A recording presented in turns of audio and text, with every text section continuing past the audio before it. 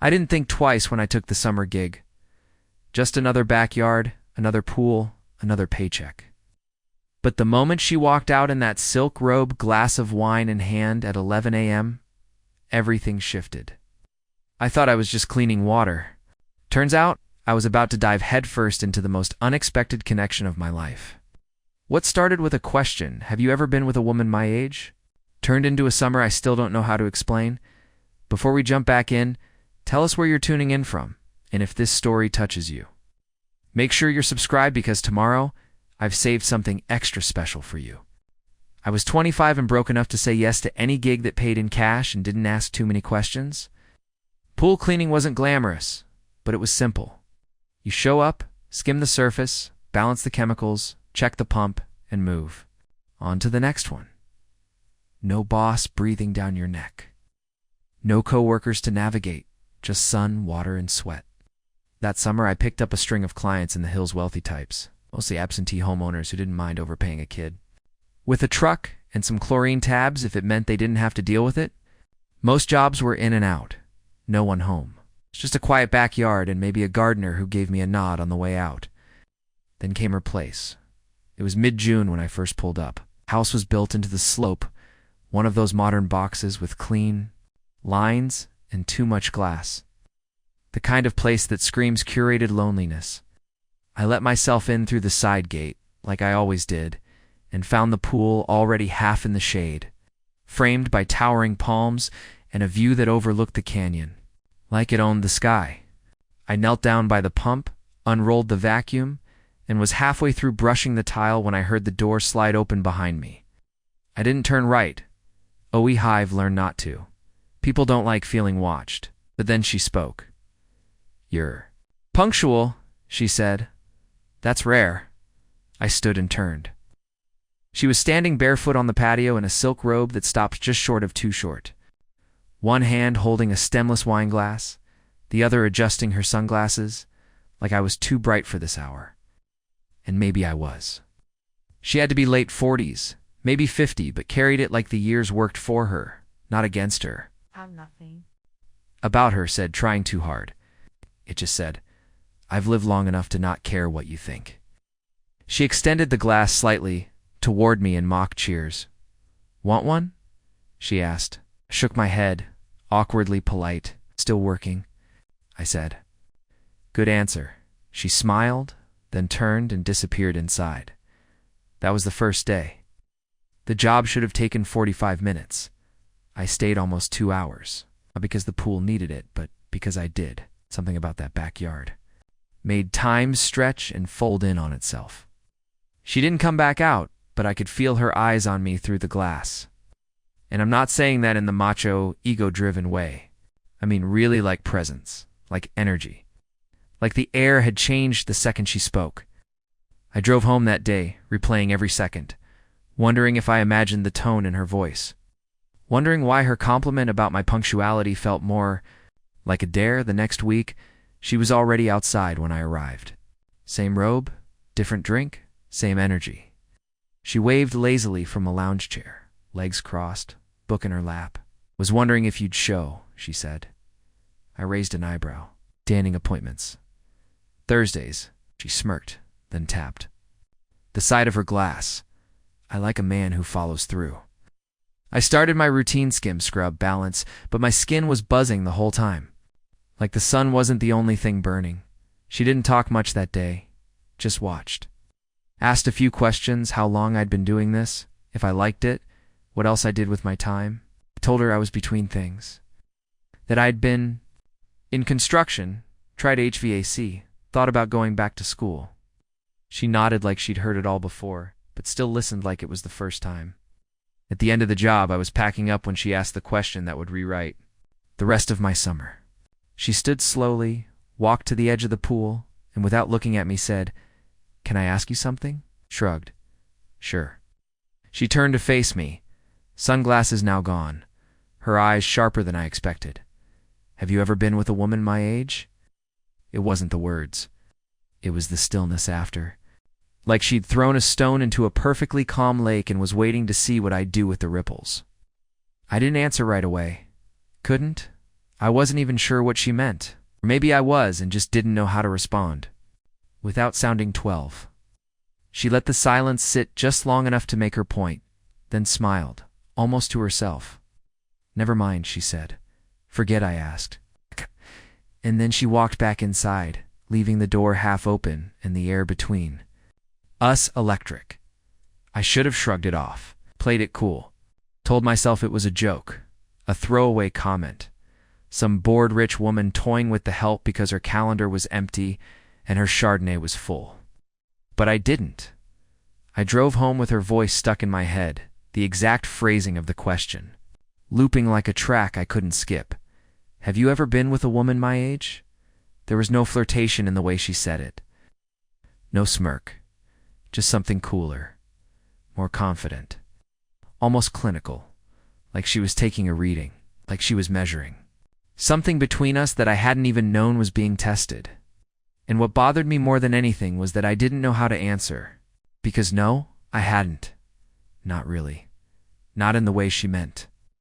I'd had my share of short-term things. Casual, uncomplicated, transactional in the ways young people let themselves believe are safe. But never like that.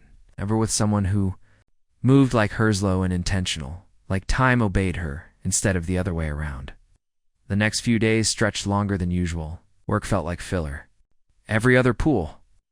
Every other client felt like background noise to a conversation I hadn't finished. When Thursday came again, I didn't sleep well the night before. Was in my head too much. Overthinking every part of it. Should I dress differently? Should I act colder, more professional? Should I pretend I never heard the question? Should I bring it up? Answer it? Laugh about it? The unknown was a weight. By the time I pulled into her driveway, I felt like I was stepping into a scene that was already mid-script. But she wasn't outside this time. No wine, no silk robe. Just the quiet echo of wind through the trees and the pool pump doing its steady, mechanical breathing.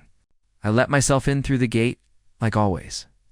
Set down my gear, started the routine. 10 minutes in, she appeared. Not with an entrance, just appeared. Like the house had produced her. Was wearing a simple black one-piece swimsuit. This time, long sheer wrap tied at the waist, her hair in a loose knot that looked accidentally perfect. Didn't say hello. Just watched me work from the shade of the patio like she was studying something deeper than technique. Eventually, she walked over, barefoot on stone, soft steps that made no sound. "You missed a spot," she said, pointing to the far end of the tile line. I looked up, half grinning, half defensive. "You inspecting my work now?" She tilted her head. Maybe I just like watching you pay attention." I didn't answer. I didn't know how. The way she said it wasn't loaded, but it wasn't empty either. There was something there. Test again. A thread being pulled. I cleaned in. Silence for a while, feeling her eyes on my back, my shoulders, the way my hands moved. The tension was low and steady, not sexual in a loud way, but something quieter, older, like the difference between fire and heat. At one point, I asked if she wanted me to adjust the pH again, make it less harsh. "No," she said. "I like it sharp. Feels cleaner." She paused. Sometimes comfort isn't the goal. Sometimes clarity is. After I finished the job, she invited me to stay. First time she'd done that. "You want a drink?" she asked, motioning toward the house. "Or are you always this disciplined?" I hesitated. It wasn't just about the drink. I knew that. But I said yes, not because I thought something was going to happen, but because something already was, and I didn't want to leave before I understood it. Her kitchen was cool and dim, wide windows framing the backyard like a painting. She poured 2 glasses of something white and cold, slid one across the counter to me. "You seem cautious," she said. "Like you're not sure what part of. This you're allowed to enjoy." Took a slow sip before answering. "Maybe I'm trying to figure out what this is before I start enjoying it too much." She leaned on the island, watching me over the rim of her glass. Smart answer. Dangerous, though. Waiting for full clarity usually means you miss the good parts. We talked for an hour. About nothing and everything. She told me she'd lived in LA for 15 years. Worked in design consulting. Divorced 8 years. No kids. 2 ex-lovers. Who still texted her on her birthday out of habit or guilt or both? She asked about my past like she wasn't collecting facts, but collecting texture. She asked how I learned to fix things. I told her about my dad, about summers on construction sites, about how I preferred working with my hands because they didn't lie the way words did. She liked that, said I had honest posture. I didn't even know what that meant, but I let it land. When I stood to leave, she didn't stop me. Didn't lean in, didn't press anything, just said, "See you next Thursday." And there was something about the way she said it like it wasn't a question. Like Thursday had become a ritual neither of us had agreed to, but both of us had accepted. Preparing and narrating this story took us a lot of time, so if you're enjoying it, subscribe to our channel. It means a lot to us. Now back to the story. That night, I lay in bed, replaying every detail. Her voice, her scent, the way she moved. Around her space, like she'd carved it out of the world just to fit her shape. I realized something then. I wasn't just attracted to her. I was curious about her. Curious in a way that didn't feel physical. First, it felt psychological. I wanted to understand how someone got that comfortable in their own skin. I wanted to know what it cost her to get there, whether there was a place for someone like me inside that comfort, because what she was offering wasn't seduction, it was invitation. And I wasn't sure yet if I was guest or participant, but I knew I wasn't ready to walk away. Not yet. The following Thursday, the robe was gone. Oh, was the wine. She met me in linen pants and a black tank top, barefoot again, hair damp like she'd just stepped out of the shower. She didn't greet me with a line this time. No flirtation, no inspection, just a soft nod and a morning. It was the first time I felt the balance tip, not because anything had changed, but because I had started paying attention to the things she didn't say. Her body moved slower, not in a calculated way, but in a weight-bearing way. Like she was carrying something I couldn't see. I started my routine, going through the checklist. I could now do blindfolded skim brush. Filter to stand. She sat at the patio table with a notebook open in front of her, pen in hand, not writing.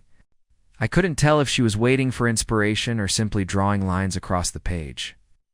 Trying to create order from nothing. At one point I glanced up and caught her staring into the middle distance like she wasn't seeing the pool or the trees or even me. Just her own mind on replay. I almost didn't say anything. Almost let the day stay quiet. But I couldn't. Tough week. I asked, as casually as I could manage. She looked at me like she was surprised I spoke. Not annoyed, just surprised. Then she smiled faintly. Like she appreciated the question but didn't intend to answer it. "Aren't they all?" she said, and that was that. Still, something about her that day felt different. Not withdrawn, exactly, just occupied. Like part of her was still inside that notebook. I finished the job quickly, unsure whether I should linger, unsure whether she wanted me to linger. As I packed up, she stood, stretched slightly long arms. Above her head, eyes closed for a beat too long, and said, "Do you ever get tired of being watched?" I paused, hand still on the vacuum reel, watched. She nodded. People look at you like you're a surface, something to be used or judged or cleaned up, but not actually seen. I didn't know if she was talking about me or herself, or maybe both. I said, "I think I get tired of pretending I don't notice." She liked that.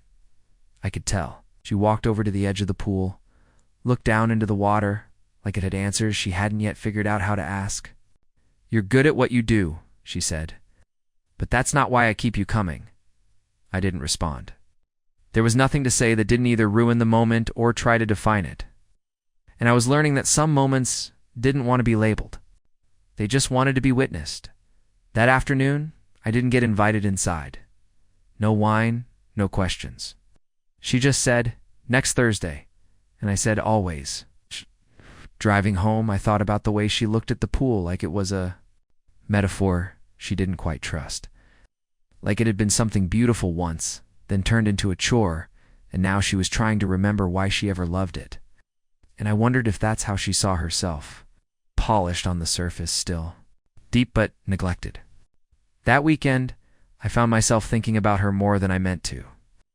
I went out with friends Friday night, the kind of loud night that used to be enough to distract me. But even as I laughed over drinks and fought my way through a crowded bar, I kept seeing her face in flashes, the crease between her eyebrows, the way she always stood barefoot like she belonged to the ground more than the house. The way her questions carried weight even when she didn't wait for the answers. I realized I didn't miss her body. I missed her presence. And that scared me. Because lust fades fast. But presence? That stays with you. It lingers. It asks more of you. It invites you to care, even when you didn't plan to. By the time the next Thursday came, I was nervous in a way I hadn't been before. Not giddy. Not hopeful. Just aware. She was already outside when I arrived, this time in jeans. In a faded gray tee, sitting on a cushioned lounge chair with her knees tucked up and a cigarette burning slowly between her fingers. The first time I'd seen her smoke, first time I'd seen her look her age, not tired, just unfiltered. And for some reason, that hit harder than any robe or question she'd ever thrown at me. She watched me set up, didn't say a word for a solid 20 minutes. Then she said, "Do you think men my age are intimidated by me or just bored?" The question caught me mid-skim. I turned, met her eyes, and said, "I think they're unsure what to do with a woman who doesn't need them." She tilted her head. "And what about you?" I paused. "I think I don't know what to do with you either, but I don't mind not knowing." She smiled, really smiled for the first time. It was like watching a dam break in reverse. Not a flood, just a slow, careful leak. She stood, walked over to the pool's edge again, crouched down, and dipped her fingers into the water like she was grounding herself.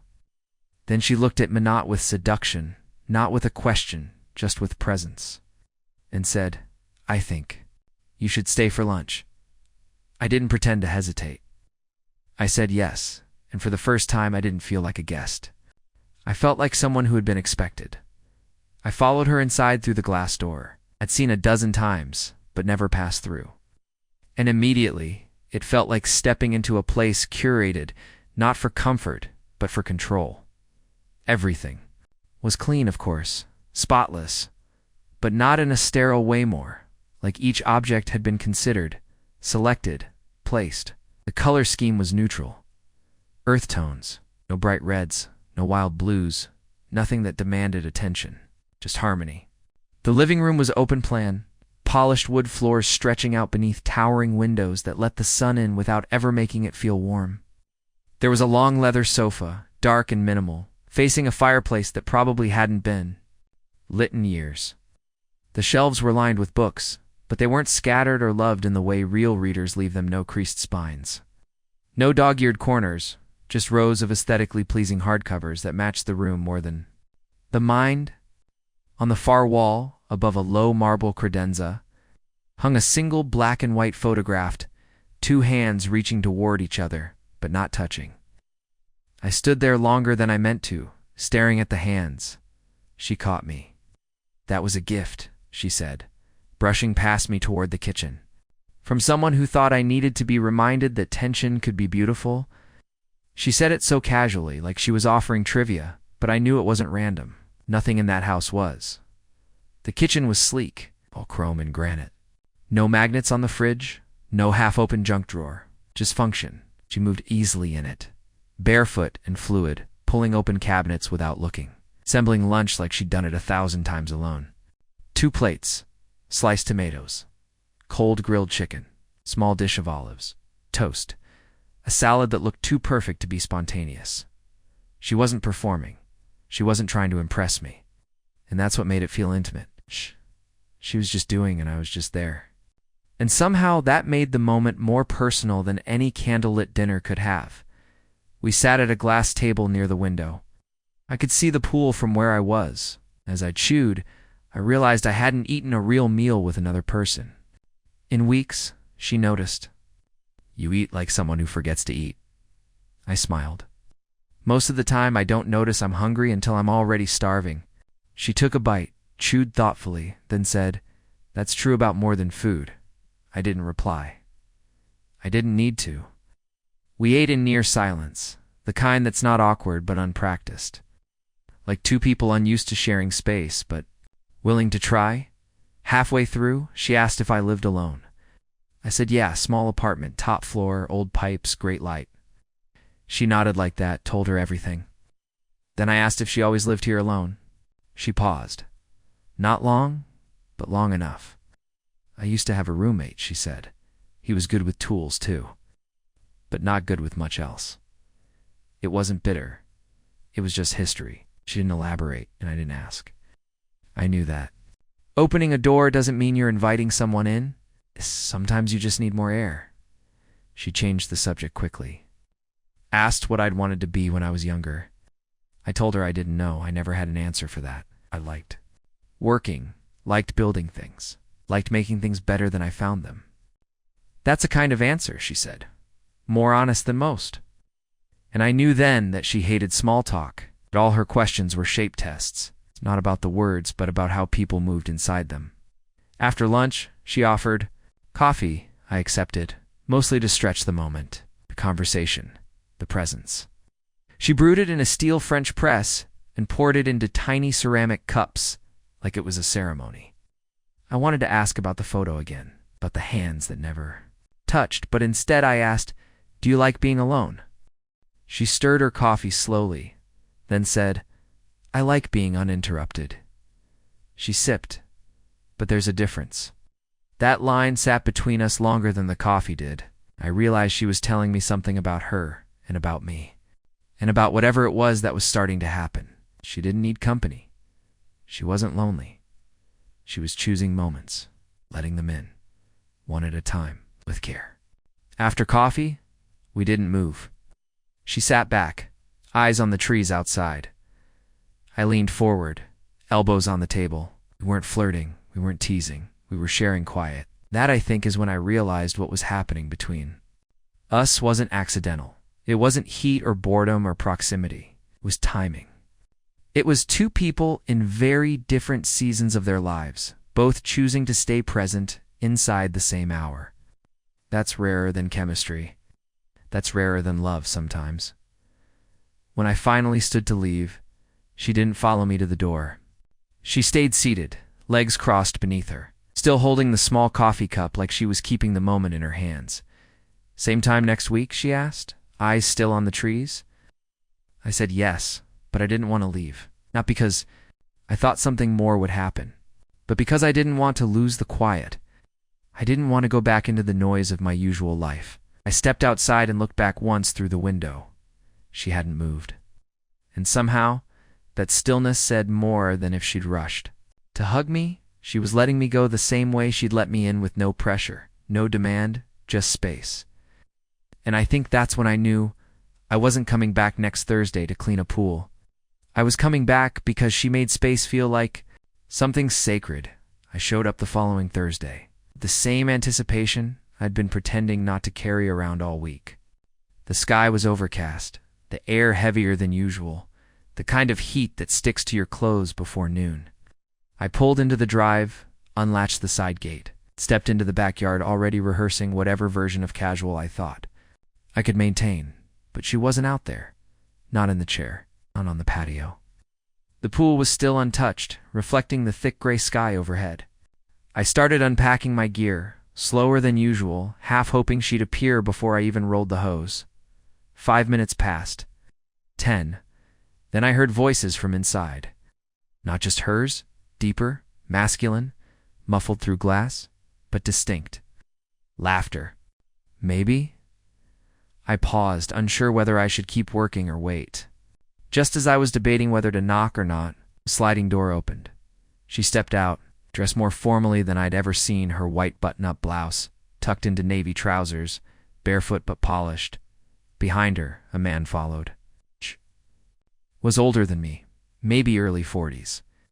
Fit in that intentional way that comes from gym memberships and morning green smoothies. His shirt was crisp, sleeves rolled once, watch too expensive to ignore. He wasn't trying to impress me. He barely looked at me at all. She, on the other hand, offered a small smile that was more about acknowledgement than warmth. "You're early," she said, which wasn't true. I was exactly on time, but I understood the message. She wasn't expecting me to walk in on this. I nodded, pretending I hadn't noticed anything off. just getting started. Pool's in good shape this week. She nodded and turned slightly toward the man. This is Mike. He does the pool. The guy glanced my way, gave a short nod, then returned his attention to her like I was an appliance humming in the background. They spoke quietly for a moment before she turned back and said, "We're just finishing up. Give us a few." I said sure, even though I was already regretting showing up. They disappeared inside, and I stood by the skimmer basket like it had answers. I wasn't jealous, not exactly. But I felt something shift, something unsettled. Not because I had any claim to her, but because for the first time, I saw evidence of a world that didn't include me. Up until now, our interactions had existed in a vacuum. Quiet, controlled, deeply personal. Now I was face to face with a reminder that I was just a visitor, a guest, the pool guy. And maybe she was curious. Maybe she liked the company. She had a life. And that life had names and faces and expensive watches and conversations that happened before I arrived and would continue after I left. When she came back out alone 10 minutes later, I was already knee-deep in brushing. I didn't look up until she stood near the edge, arms crossed loosely in front of her, expression unreadable. "Sorry about that," she said. "Work call that turned into lunch plans." I nodded, kept brushing. She waited, then said, "You okay?" I stopped, finally looked up. "Yeah, just doing the job." She smiled softly, but it didn't reach her eyes. "That's a good skill," she said, separating things. I didn't respond. Not because I didn't have anything to say, but because I wasn't sure what. Part of me was allowed to speak. She sat down on the lounge chair, same one as always, but her posture had changed. She looked smaller somehow, or maybe just more exposed. "His name's David, old colleague. Sometimes he consults with me on strategy work. He's harmless." She said it like it was supposed to neutralize whatever I was feeling, like I needed assurance she wasn't taken. But what I needed wasn't clarity on who he was. What I needed was to understand what I was. Still, I nodded. Not because it helped, but because that's what I did. I nodded. I brushed. I stayed silent. She watched me work for a while before finally saying, "This is why I don't bring people in. Because as soon as you open a window, someone assumes. There's a view to the whole house." That one landed. Not because it was harsh, but because it was true. I'd built something in my head that didn't match the square footage of what she'd offered. I'd assumed access where there was only invitation. She wasn't leading me on. She wasn't building toward anything. She was existing, and I was just close enough to feel it. Close enough to imagine more, but not close enough to claim it. After I finished, I packed up slower than usual. She didn't stop me either. As I clipped the last latch on the case, she finally said, "Next week's still good?" And it wasn't a question. It was a reset. I nodded again. "Yeah, same time." She smiled again, gentler this time, and said, "Thanks, Mike." I realized then she'd never said my name out loud before. It was small, but it mattered. I left without looking back. The drive home was quiet.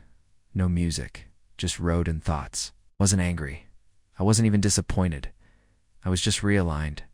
The fantasy had cracked, and what was underneath wasn't worse. It was just real. She had a life, a past, people, men with names and lunch plans and relationships that didn't require decoding. I was a disruption, a curiosity, a presence, and I had to decide if I wanted to keep being that door, if I was willing to ask for something more.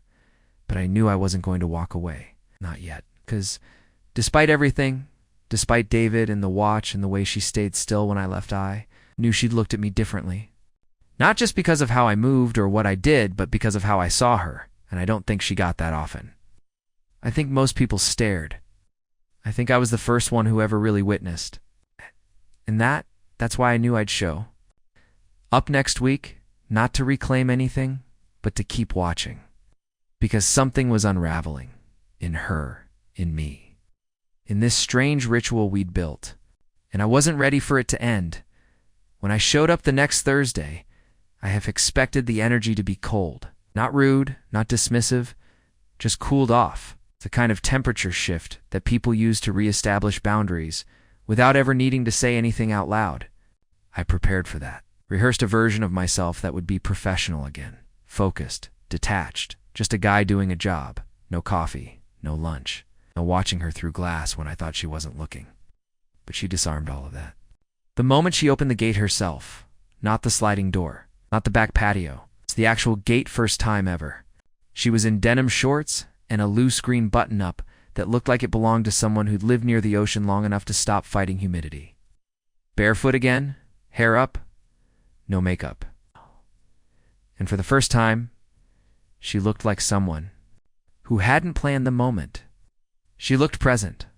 "Follow me," she said. No small talk, no preamble. Just turned and walked back toward the house. I hesitated for half a second, then followed. She led me through the patio, into the kitchen, and pointed at the small table by the window. On it was a white box. Clean, minimal. Nothing on it but a note, folded once and left beside it like punctuation. "That's for you," she said. "Open it after I'm gone. I'm heading to an appointment. The pool doesn't need much today. Just a skim, the rest is for you."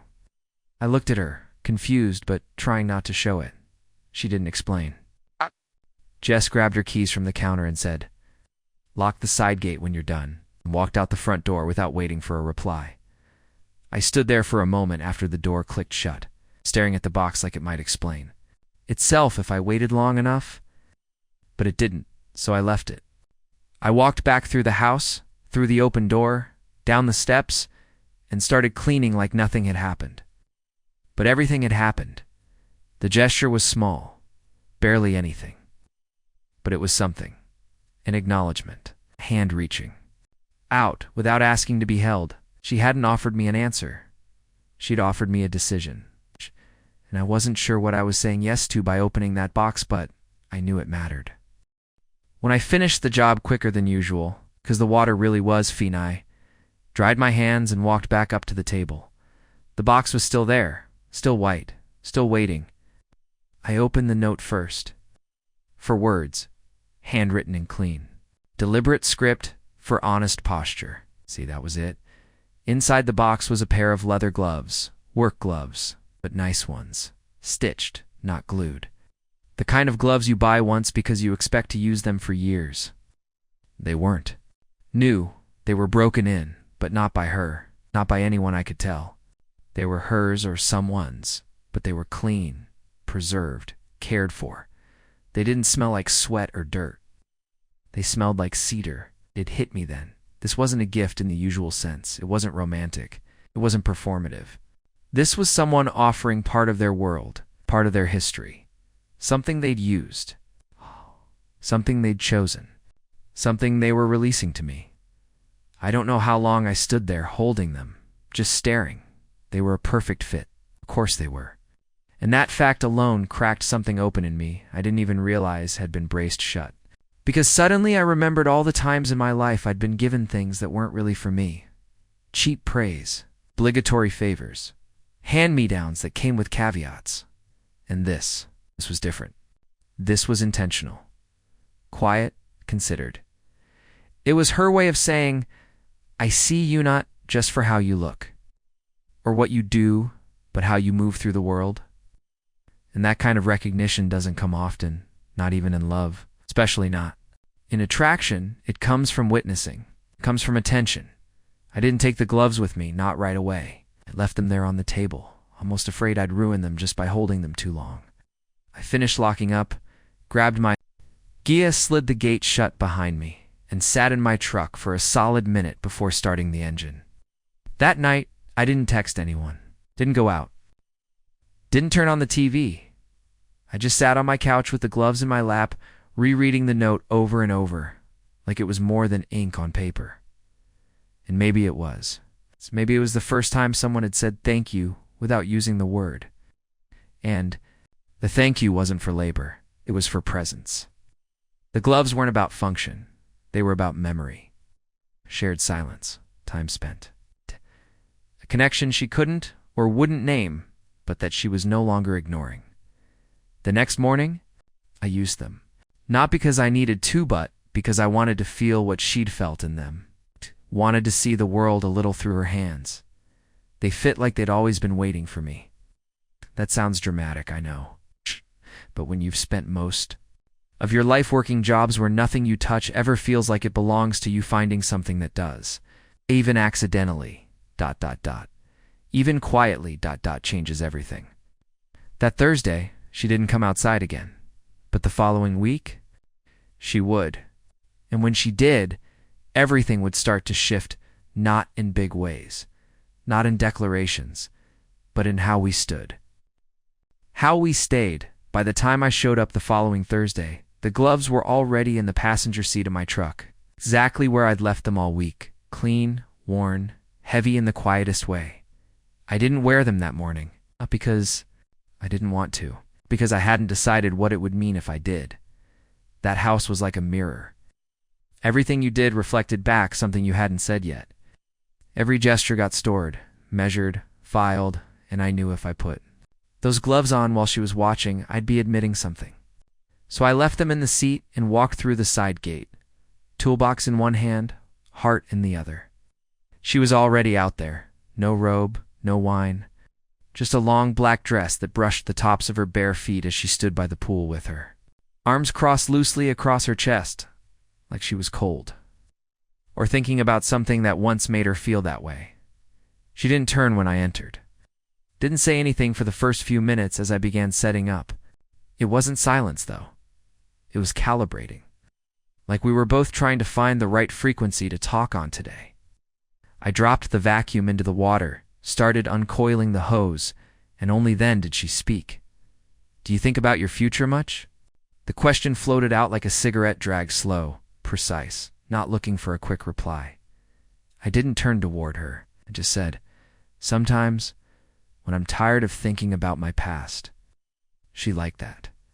I could feel it in the shift of her weight. "What did you think you'd be by now?" I hesitated. "Employed mostly." She laughed. Not loud, but real. Like a muscle hadn't been stretched in a while and was grateful to be used. "No, seriously," she said. "What did you picture? When you were younger?" Thought for a second. Then said, "A man people respected. Someone people listened to. Not because he was loud, but because he paid attention." To face me then, full on, arms still crossed, but eyes softer now. "You think you're not that yet?" Shrugged, still focused on the work. "I think I'm learning how not to disappear in plain sight." She walked closer, not fast, but without hesitation. That's a good thing to learn, especially in a world that's allergic to subtlety. I didn't know what she was building toward yet, but I knew she wasn't just making conversation. She was pulling a thread, not to unravel something, but to test whether it would hold. She stood a few feet from me now, close enough that I could see the soft pattern in the fabric of her dress. Close enough to smell eucalyptus on her skin. "You think you'd be doing this long term?" she asked, nodding toward the pool, the gear, the routine. I paused. "No, but I think it's teaching me things I didn't know I needed to learn." She tilted her head. "Like what?" I took a breath, like how to be deliberate, how to work without noise, how to leave something better than I found it, Tevin, if no one notices. She stepped around me then, slow, intentional, and sat on the lounge chair like she had every other week, but this time. Her knees were pulled up to her chest, arms wrapped around them, face turned toward me like she wasn't just watching anymore. She was inviting. Then she asked, "What scares you the most right now?" That stopped me. Not because I didn't have an answer, but because no one had asked me that in a long time. Not to comfort me, not to fix me, just to know. Die. I crouched by the pool's edge and said, "Wasting time. Missing something real because I was afraid of naming it too soon." She nodded slowly, like that answer was one she'd been waiting to hear. Then she looked away and said, "I scare myself sometimes because I've gotten too good at being untouched." That one hit harder than anything else she'd said to me, because it wasn't a confession, it wasn't a trap. It was a truth she was placing gently on the table, waiting to see if I would respect it or run from it. The rest of the job moved slower than usual, not because there was more to do, but because every movement now felt tied to something else. I was no longer just cleaning water. I was tending to a space that had become shared, sacred, stripped of assumptions. She stayed outside the whole time, not talking, not watching, but being there. When I finished, I packed up quietly. She stood just as I clipped the final latch and said, "Wait," walked inside and came back with a small brown paper bag, folded at the top, sealed with a simple piece of tape. No explanation, just handed it to me and said, "It's not a gift. It's just something I made. Tell me if it's terrible." I took it, nodded, and didn't open it until I got back to the truck. Inside was a sandwich. Turkey, avocado, sharp white cheddar, arugula, thick bread, not store-bought, not flashy, just deliberate, and a handwritten note that said, "Eat you." Forget. I stared at it longer than I probably should have, holding that damn sandwich like it was a love letter I didn't know how to read. She wasn't flirting. She wasn't baiting. She was paying attention. And that level of attention does something to a man. Makes him want to show up more fully. Not with flowers, not with declarations, but with consistency. With presence. With the kind of quiet that says, you don't have to explain anything anymore. I'm already here. I thought about the sandwich for 3 days. Not because of how it tasted, it was perfect, by the way, but because of what it represented. That level of care from someone who'd made it clear she didn't operate with casual affection wasn't just thoughtful, it was directional. Was her way of marking a line in the dirt and waiting to see if I'd step over it. And the truth was, I didn't want to match her with something performative. Wanted to do something that held the same weight, simple, quiet, and entirely. For her. So the night before my next visit, I found myself walking the aisles of the hardware store, not looking for a gift, but looking for a gesture. Something I could do with my hands that would mean what I couldn't quite say with my mouth. That's when I remembered the poolside storage cabinet. Old, hinges squeaky, doors warped. Every week I'd close them and watch them pop back open like they didn't respect gravity. I figured maybe she didn't notice. Or maybe she had, and just decided it wasn't worth fixing. Either way, that cabinet had become a metaphor for everything we were circling, quietly functional, clearly broken, and just left alone. So I bought new hinges. Good ones. Stainless steel, rust-resistant, soft close. I got the right screws, the right driver, even brought a level just in case. Not because I needed credit, but because that was the language I spoke. Fixing things without being asked, showing up without making it a spectacle. The next morning, I loaded the gloves into the truck, this time planning to wear them on, drove to her place with a clarity I hadn't had before. When I arrived, the gate was unlocked. The patio was quiet. She wasn't outside. Knock didn't call out, I just got to work. Skimmed the surface, checked the filters, brushed the walls. Routine, but sharper. Focused. Then I walked over to the cabinet and got started. I removed the old hinges carefully, trying not to damage the frame. It took longer than I expected. Some of the screws had stripped, but I stayed with it. Ow. Measured. Twice, leveled it perfectly. When I finished, I stood back and watched the doors close smoothly for the first time in what was probably years. And that's when I heard her voice. "How long have you been planning that?" She was standing in the doorway, barefoot again, holding a mug in both hands like it was armor. Ass. Her face was unreadable, but not cold, just processing. I Shrugged. It felt like it was time something on this property stopped resisting closure. She smiled at that, faint, thoughtful, and more real than anything I'd seen in her since that sandwich. "You're a fixer," she said. I nodded, when I can be. She stepped closer. "What do you do when something doesn't want to be fixed?" I thought for a second, then said, "I stop trying to change it, and I start listening to what it's trying to become." That made her pause, like she wasn't expecting that answer, like maybe no one had ever said that to her. She looked down at the cabinet, opened one side, closed it, opened it again, watching it behave like it never had before. "This is thoughtful," she said finally. "It's just a cabinet," I replied. "Not really," she whispered. "We didn't go inside that day. We just stood near the pool." Her sipping coffee, me quietly wrapping up my tools. The air was warm, but not oppressive. Birds cutting across the sky. Wind barely moving the trees. At one point, she said, "You didn't need to do that." And I said, "Neither did you." She knew I was talking about the sandwich, and probably the gloves, and definitely the note. She just nodded, like maybe we were even now, or maybe we weren't keeping score at all. Before I left, she reached into her pocket and handed me a small object. I looked down, it was a key. "For the gate," she said. "So you don't have to wait for me to unlock it." It was the most practical thing in the world, and it meant everything. Not because it gave me access, but because it removed the waiting, the boundary, the moment of hesitation that came with wondering if I'd be let in today. Now I didn't have to ask. I could just enter. Driving home, I kept glancing at the key on the seat beside me like it was made of gold, not because it represented possession, but because it represented trust. In her world, I was no longer a visitor.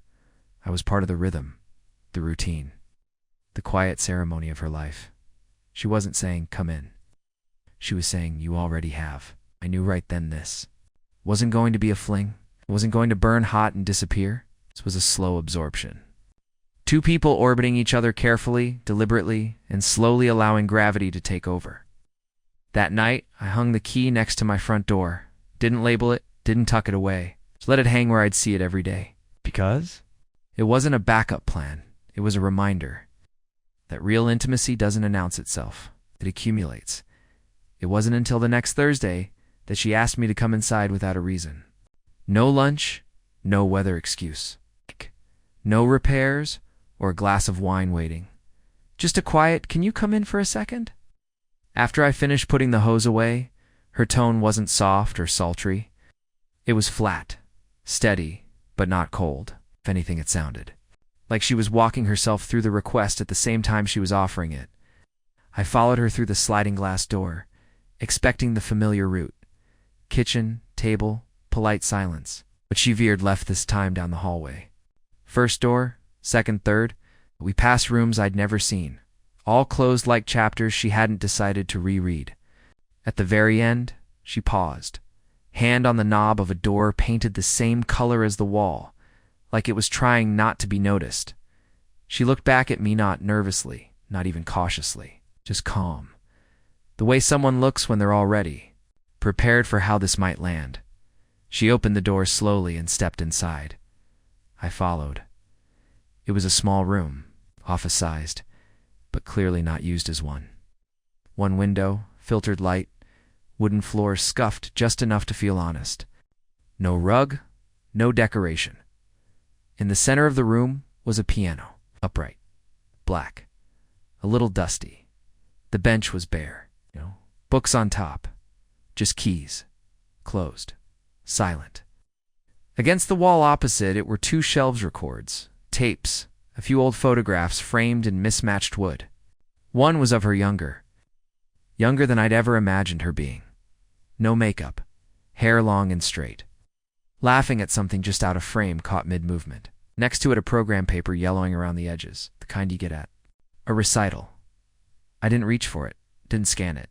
Oh. Just let it be.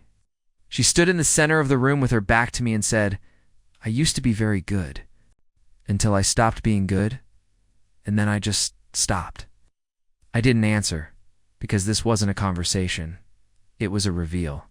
One she hadn't decided on until her hand hit the doorknob. She moved to the piano, ran her fingers across the top, didn't lift the cover, didn't sit down, touched the closed lid like it was a scar, not an instrument. "I haven't played in years," she said. "I used to think if I left it long enough I'd miss it, but I don't. I miss who I was when I could do it without trying." She turned to me then, and I saw it. Not sadness, not regret, but grief. The quiet kind. The kind that doesn't ask to be comforted because it already knows how to hold itself.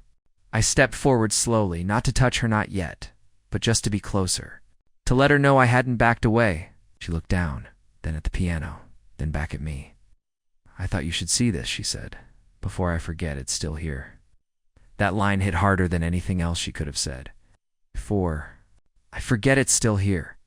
This wasn't about the piano, or music, or missed potential. It was about memory, identity, The parts of ourselves we close doors on because they no longer feel useful. She was showing me something buried, something she didn't visit anymore. She wasn't asking for anything. Not pity, not praise, just witness. That's what people like her need. Not rescuers, not therapists. Witnesses. I nodded slowly, then stepped closer to the piano and, without asking, wiped a line of dust from the lid. Just one. She watched me do it and smiled barely, like she wasn't sure if that was permission or poetry. Then she said, "You're good at knowing what not to say." I looked at her. Sometimes words get in the way of listening. Exhaled through her nose. Exactly. We stayed in that room for maybe 5 more minutes. Didn't speak, didn't move much. The air had weight to it, not tension, but presence. That's the thing most people don't understand about intimacy. It doesn't come from action. It comes from allowance. Being allowed in. Being let past the curated spaces. And when someone shows you the room, they don't take anyone into not because it's ugly, because it's real. You don't rush to fill it with sound. You just breathe there. You let it breathe. Before we left, she opened the top cover of the piano, slowly let the keys show. Her fingers hovered, didn't press. Then she closed it again. Maybe next time, she said. But we both knew she wouldn't. And we both knew that wasn't the point. When I stepped back into the main part of the house, it felt different. Not bigger, not smaller, just earned. Like now I understood its layout, not just spatially, but emotionally. The empty shelf in the kitchen, the unmatched chair in the corner, the way she never sat in the same place twice. These weren't quirks, they were decisions. Architectural defenses. And I'd just been shown the blueprint underneath it all. She walked me to the door but didn't open it, just stood there, leaning against the frame, hands in the pockets of her long cardigan. "Thanks for not asking questions," she said. "Sometimes questions feel like trespassing," I said. "Sometimes answers aren't the point anyway." And she smiled. A real one this time. Eyes soft, shoulders relaxed. Like for a moment, the gravity had shifted off her chest. The next Thursday arrived, different. I felt it the moment I turned onto her street. The usual low hum of anticipation had been replaced with something quieter but heavier. Like I was heading towards something I already belonged to. There was no adrenaline, no uncertainty, just stillness. I parked, sat for a minute, and looked at the gloves beside me, then at the gate, then at the house. The same house I'd entered a dozen times, only now it held a new door I couldn't unsee. I let myself in with the key she gave me, almost forgetting to close the latch behind me. The yard was empty. The pool was still. Birds floated across the water's reflection, and I got to work slowly, with care, like the movements mattered more now. Like she could see even when she wasn't there. I was halfway through brushing the far wall when I heard her voice not behind me, but from above, she was on the balcony, second story. Cup of something in her hands. Hair loose, falling over one shoulder like it had landed there by accident. And stayed, she didn't wave, just looked at me for a long second and said, "Come in when you're done." That was it. Not a question, not an invitation, a declaration. I nodded and returned to the job, heart steady in a way I didn't recognize. When I finished, I didn't knock. I didn't call out. I entered through the back like I belonged there. And maybe I did. The house was quieter than usual. She met me in the hallway, barefoot, wearing that same linen robe I hadn't seen in weeks. Right. Not the silk one, not the seductive one. This one was soft, lived in, sleeves pushed up. She looked at me without a smile, but not without warmth. Then she said, "I was hoping you'd sit with me upstairs." The upstairs was foreign. Second level I'd never even glimpsed from the outside. I followed her up a narrow wooden staircase. That creaked with every step, like it wanted to remind us how old everything was. At the top was a single hallway, fewer doors. No art, just light. She led me into a room filled with books walls, lined, floor scattered, stacks leaning like conversations mid-thought. A large armchair by the window, a bench covered in blankets. The kind of room no one designed for show, just for being. Gestured toward the bench, and I sat. She took the chair, curled her feet underneath her, took a sip of her drink tea. This time, no wine, no coffee, just tea. She looked at me and said, "You know why I showed you that room last week?" "Why?" Shook my head slowly, not because I didn't have guesses, but because I wanted to hear it in her words, because I was tired of being impressive, she said. "And you're the first person I've met who seems more interested in what's underneath than what's on display." I didn't say anything. She didn't need validation. She needed continuity, space, presence. So I sat quietly and let the room breathe. She looked out the window for a long moment, then back at me. "I was engaged once," she said. No shift in tone, no warning, just the fact dropped like a stone in calm water. He was kind, safe, wanted children. I didn't say yes for a long time, and then I did. And then I didn't. I nodded, still quiet. She took another sip. Loved that I was talented, thought it made him interesting by proximity. But the second I stopped performing musically, emotionally, he didn't know what to do with me. It was like I disappeared. I could see her looking past me now, not through me, but past me, like pulling the story from a place she hadn't visited in years. And the worst part, she said, wasn't the breakup. It was the realization that I had designed a life around being admired, not known. She paused. "You don't admire me?" I opened my mouth to argue, but she raised a hand gently and said, "No, I mean that as a compliment. You see me, but you don't romanticize it. That's rare." We sat in the quiet after that, not heavy, just full. The room didn't feel small. It felt designed for this exact kind of pause. She eventually stood, crossed to the bookshelf, pulled out a hardcover with no jacket, and set it on the bench between us. This was the first book I ever read front to back. Took me a summer, and my mother said it would be a waste of time. But I read it anyway. I picked it up, ran my thumb along the edge. It was soft worn, underlined in pencil, not aggressively, just moments line she must have gone back to. I asked, "Why show me this?" She looked at me, calm, "Because I think you understand what it means to fall in love with something that doesn't give anything back." I nodded. She was right. Whether it was music or work or a person you show up, and sometimes that has to be enough. When I left that day, there were no words exchanged at the door. No promise of next week, no invitation, but I knew I'd be back, and I knew she wanted me back. Because in her world, presence doesn't come with reassurance. It comes with access. And once she's let you upstairs dash, literally, emotionally, she doesn't take it back. That's not her style. That night I placed the book she gave me beside the gloves. Neither of them belonged to me. Both of them said, "You've been allowed in."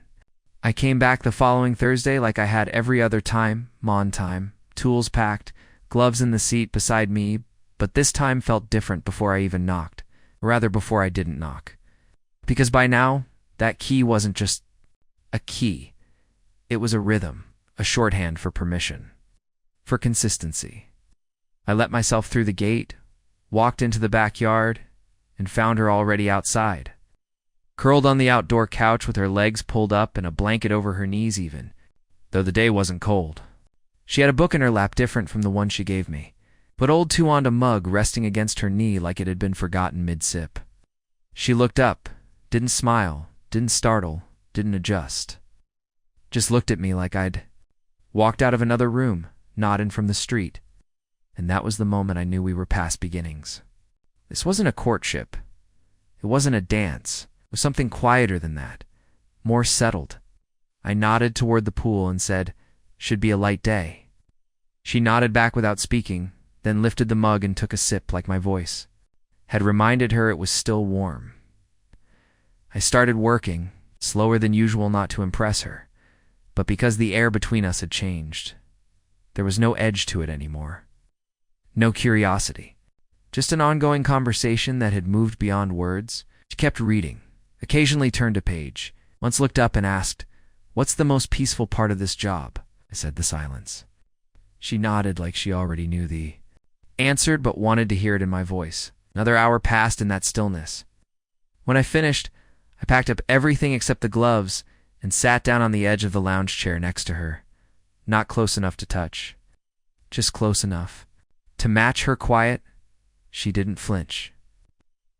Didn't adjust her blanket, didn't move the book. She just kept reading, and I just sat there watching the light filter through the trees, watching the pool cast reflections against the stucco wall, watching her exist like it was something sacred. Eventually, she closed the book and set it down, took another sip of the now cold tea. Then she said, "I don't really get lonely anymore, but sometimes I miss proximity." I knew exactly what she meant. Not attention, not conversation, just presence. Someone in the room. Someone who isn't demanding anything. She turned slightly toward me and asked, "Do you like living alone?" I thought for a second and said, "I used to. Now I'm not so sure." Nodded like my answer was her answer too. Then she said something I didn't expect. "You ever stay past sunset?" I shook my head. Not yet. She didn't push. Shh. Just looked up at the sky like she was checking the time by color. Then said, "It's different here at night. Not better. Just different." I didn't ask if that was an invitation. Didn't need to. The sky would make that decision for us. So I stayed. Didn't plan it. We didn't discuss it. Just didn't leave. She didn't ask. She didn't signal. But when I stood and carried my toolbox toward the side gate, she said, "Leave it." Just that. 2 words. And they changed everything. So I did. Left it on the back step. Came back and sat next to her again. This time a little closer. She shifted to, not toward me, just into the moment, as if to say, "Okay then. Let's sit inside this together." The sun went down slowly like it knew not to rush us. The shadows stretched long across the pool. The breeze picked up. The blanket stayed around her knees. At one point she stood and walked inside, barefoot as always, and came back out with 2 glasses of something cold and citrusy. I took one without asking what it was. She sat back down and said, "This tastes like nothing. I just needed something to hold." I understood. We stayed outside until the light was gone. Not completely. Just enough to make shapes out of memories. I told her about the house I grew up in, about the creaky back door, the rusted bike chain, the smell of sawdust on my father's shirts. She told me about a summer she spent in Greece, about the way light moves differently across white buildings, about the sound of waves when they aren't trying to impress anyone. At no point did either of us mention the piano or the gloves or the key, not because we were avoiding them, but because we didn't need to revisit what had already been acknowledged. Some moments don't get repeated, they just echo quietly. In everything that comes after, when it got cold enough to feel, she stood and said, "Stay for dinner." It wasn't a question, it wasn't romantic, it was instinctual. I said yes. She cooked barefoot, slow, methodical, as if every motion had its own rhythm and memory. I watched from the counter, didn't offer to help, didn't make conversation, just observed her move through her space like it was a kind of language. When we ate, it wasn't candlelit. It wasn't performative. It was real, quiet, the sound of silverware on ceramic, the occasional breath between bites. And when I left that night, she walked me to the door not to see me off, but to make sure I came back. She didn't hug me, didn't touch me. But as I stepped through the threshold, she said, "Same time next week?"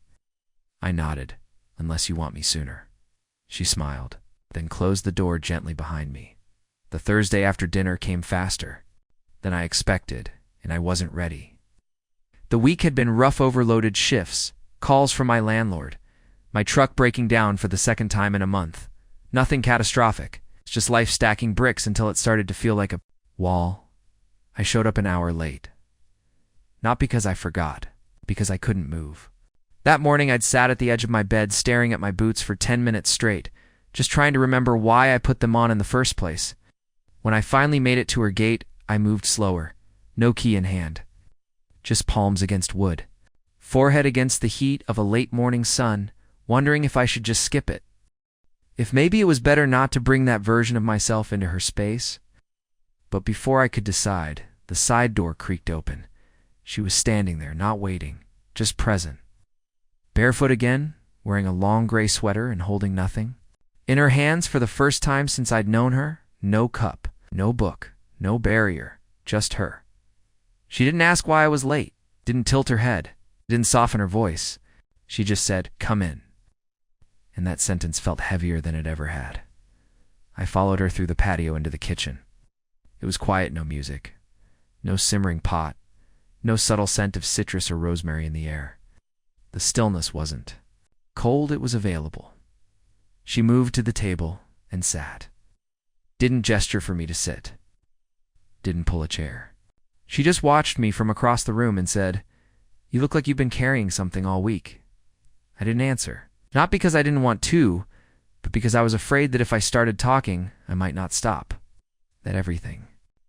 I'd held back the frustration, the exhaustion, the quiet fear of slipping into another version of myself. I didn't want her to seem might come flooding out too fast, unfiltered. She waited, not like someone expecting a response, but like someone who knew how to hold space. I finally said, "I almost didn't come." She nodded once, "But you did." That was all she gave me. Not comfort, not a fix. Just that, a mirror. A line in the sand that said, "You're still here." That matters. I dropped into the chair opposite her and put my hands on the table, not fidgeting, not clenched, just there. She reached across, gently slid one of hers on top of mine. Nothing romantic, no stroking, just weight. Contact.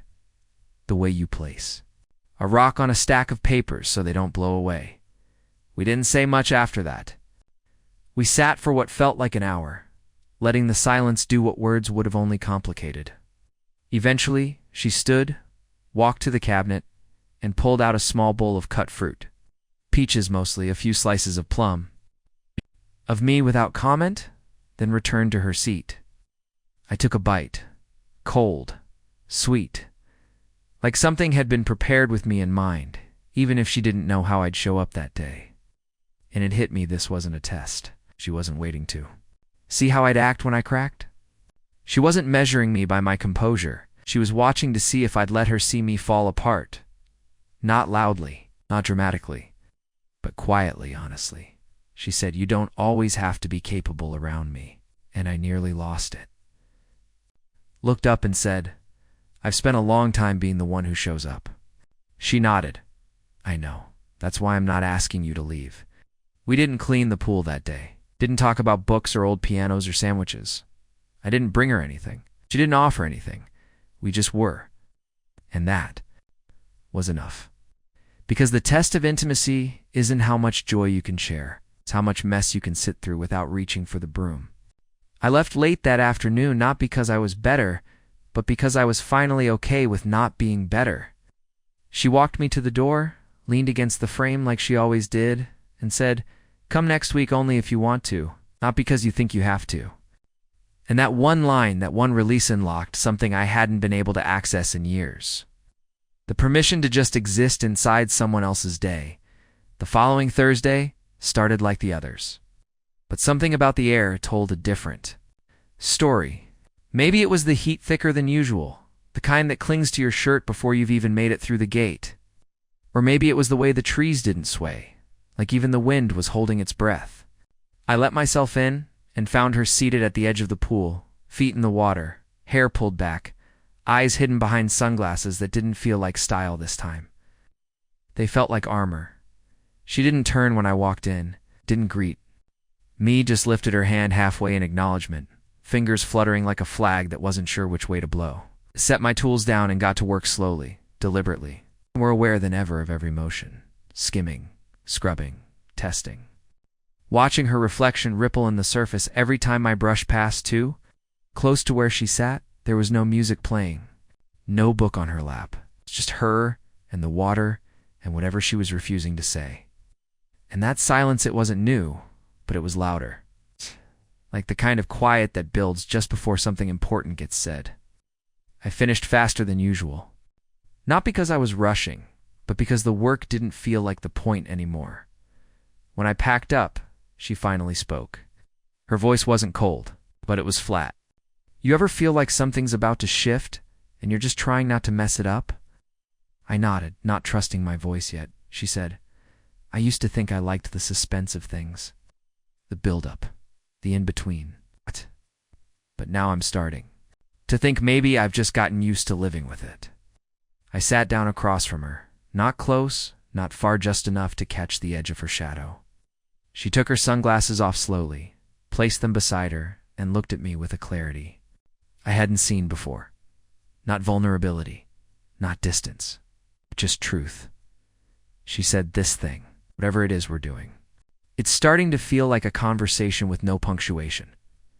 I didn't know how to respond, not because she was wrong, but because she was too right. The meals, the key, the gloves, the upstairs, the piano, the sandwich, the gate left unlocked, the way my name sounded different coming out of her mouth than it did anyone else's. All of it had become a dialogue we never admitted we were having, and maybe we liked it that way. Maybe the space between us had become so familiar that calling it anything would feel like betrayal. She stood up, feet dripping, water beating down her calves, and said, "Do you ever wonder if we're just waiting to ruin this?" I looked at her, steady, and said, "Every day." She smiled at that, not happily, but like she was relieved to hear it said out loud. She walked toward the house, leaving wet footprints on the concrete, and called back over her shoulder, "Stay if you want. But don't stay because you're afraid of breaking something." I stayed, not out of obligation, but because I was done pretending that what we had was casual. It never was. Casual things don't haunt you after you leave. Casual doesn't make you rethink how you answer your phone, how you fold your laundry, how you sleep on the far side of the bed, even when you're alone. She moved through the kitchen with the kind of energy that made you feel like you were already part of the room. She didn't offer food, didn't pour wine. She just kept doing what she was doing, washing a plate that didn't need to be washed, refilling a vase that wasn't empty. I stood by the doorway and watched her for a long minute before finally saying, "We can name it, and it doesn't have to ruin anything." She turned slowly and said, "Are you sure?" Nodded. "No, but I think it'll ruin us faster if we don't." She didn't come closer, didn't cross the room, but something in her posture softened, like a wire had finally gone slack. She said, "What would you call it?" I took a breath and said, "A practice, not a promise. Not yet. But something we both keep showing up for." She closed her eyes and nodded once, like that answer landed in a place that had been waiting. "A practice," she repeated. "That's better than love. It leaves room for errors." We didn't say anything more. We didn't need to. Dad. Word practice was enough to carry us through the rest of the day. We sat outside until dusk again, not touching, not testing, just being. She told me about her favorite movie, the one she never admitted to liking because it was too sentimental. I told her about the time I got into a fight at school and how afterward, my dad made me repaint the fence as punishment but secretly sat beside me while I did it, so I wouldn't be alone. We weren't building toward anything dramatic. We're just stacking moments, layering understanding, quietly answering the question we were too cautious to ask. Are you still here? Are you still choosing this? That night when I left, I didn't feel lighter. I felt anchored, like we'd crossed some invisible threshold, one neither of us celebrated, one we didn't even name, but one we both knew mattered. And deep down, I think we both understood something was coming, something real, something unavoidable. We were either going to step into it or let it pass us by. There was no sun that Thursday. The sky was gray from the start, heavy with the kind of clouds that don't threaten a storm. They just hold everything in. I showed up early, not on purpose, not out of eagerness, but because everything else in my life felt background now, like the rest of the week existed only to carry me here.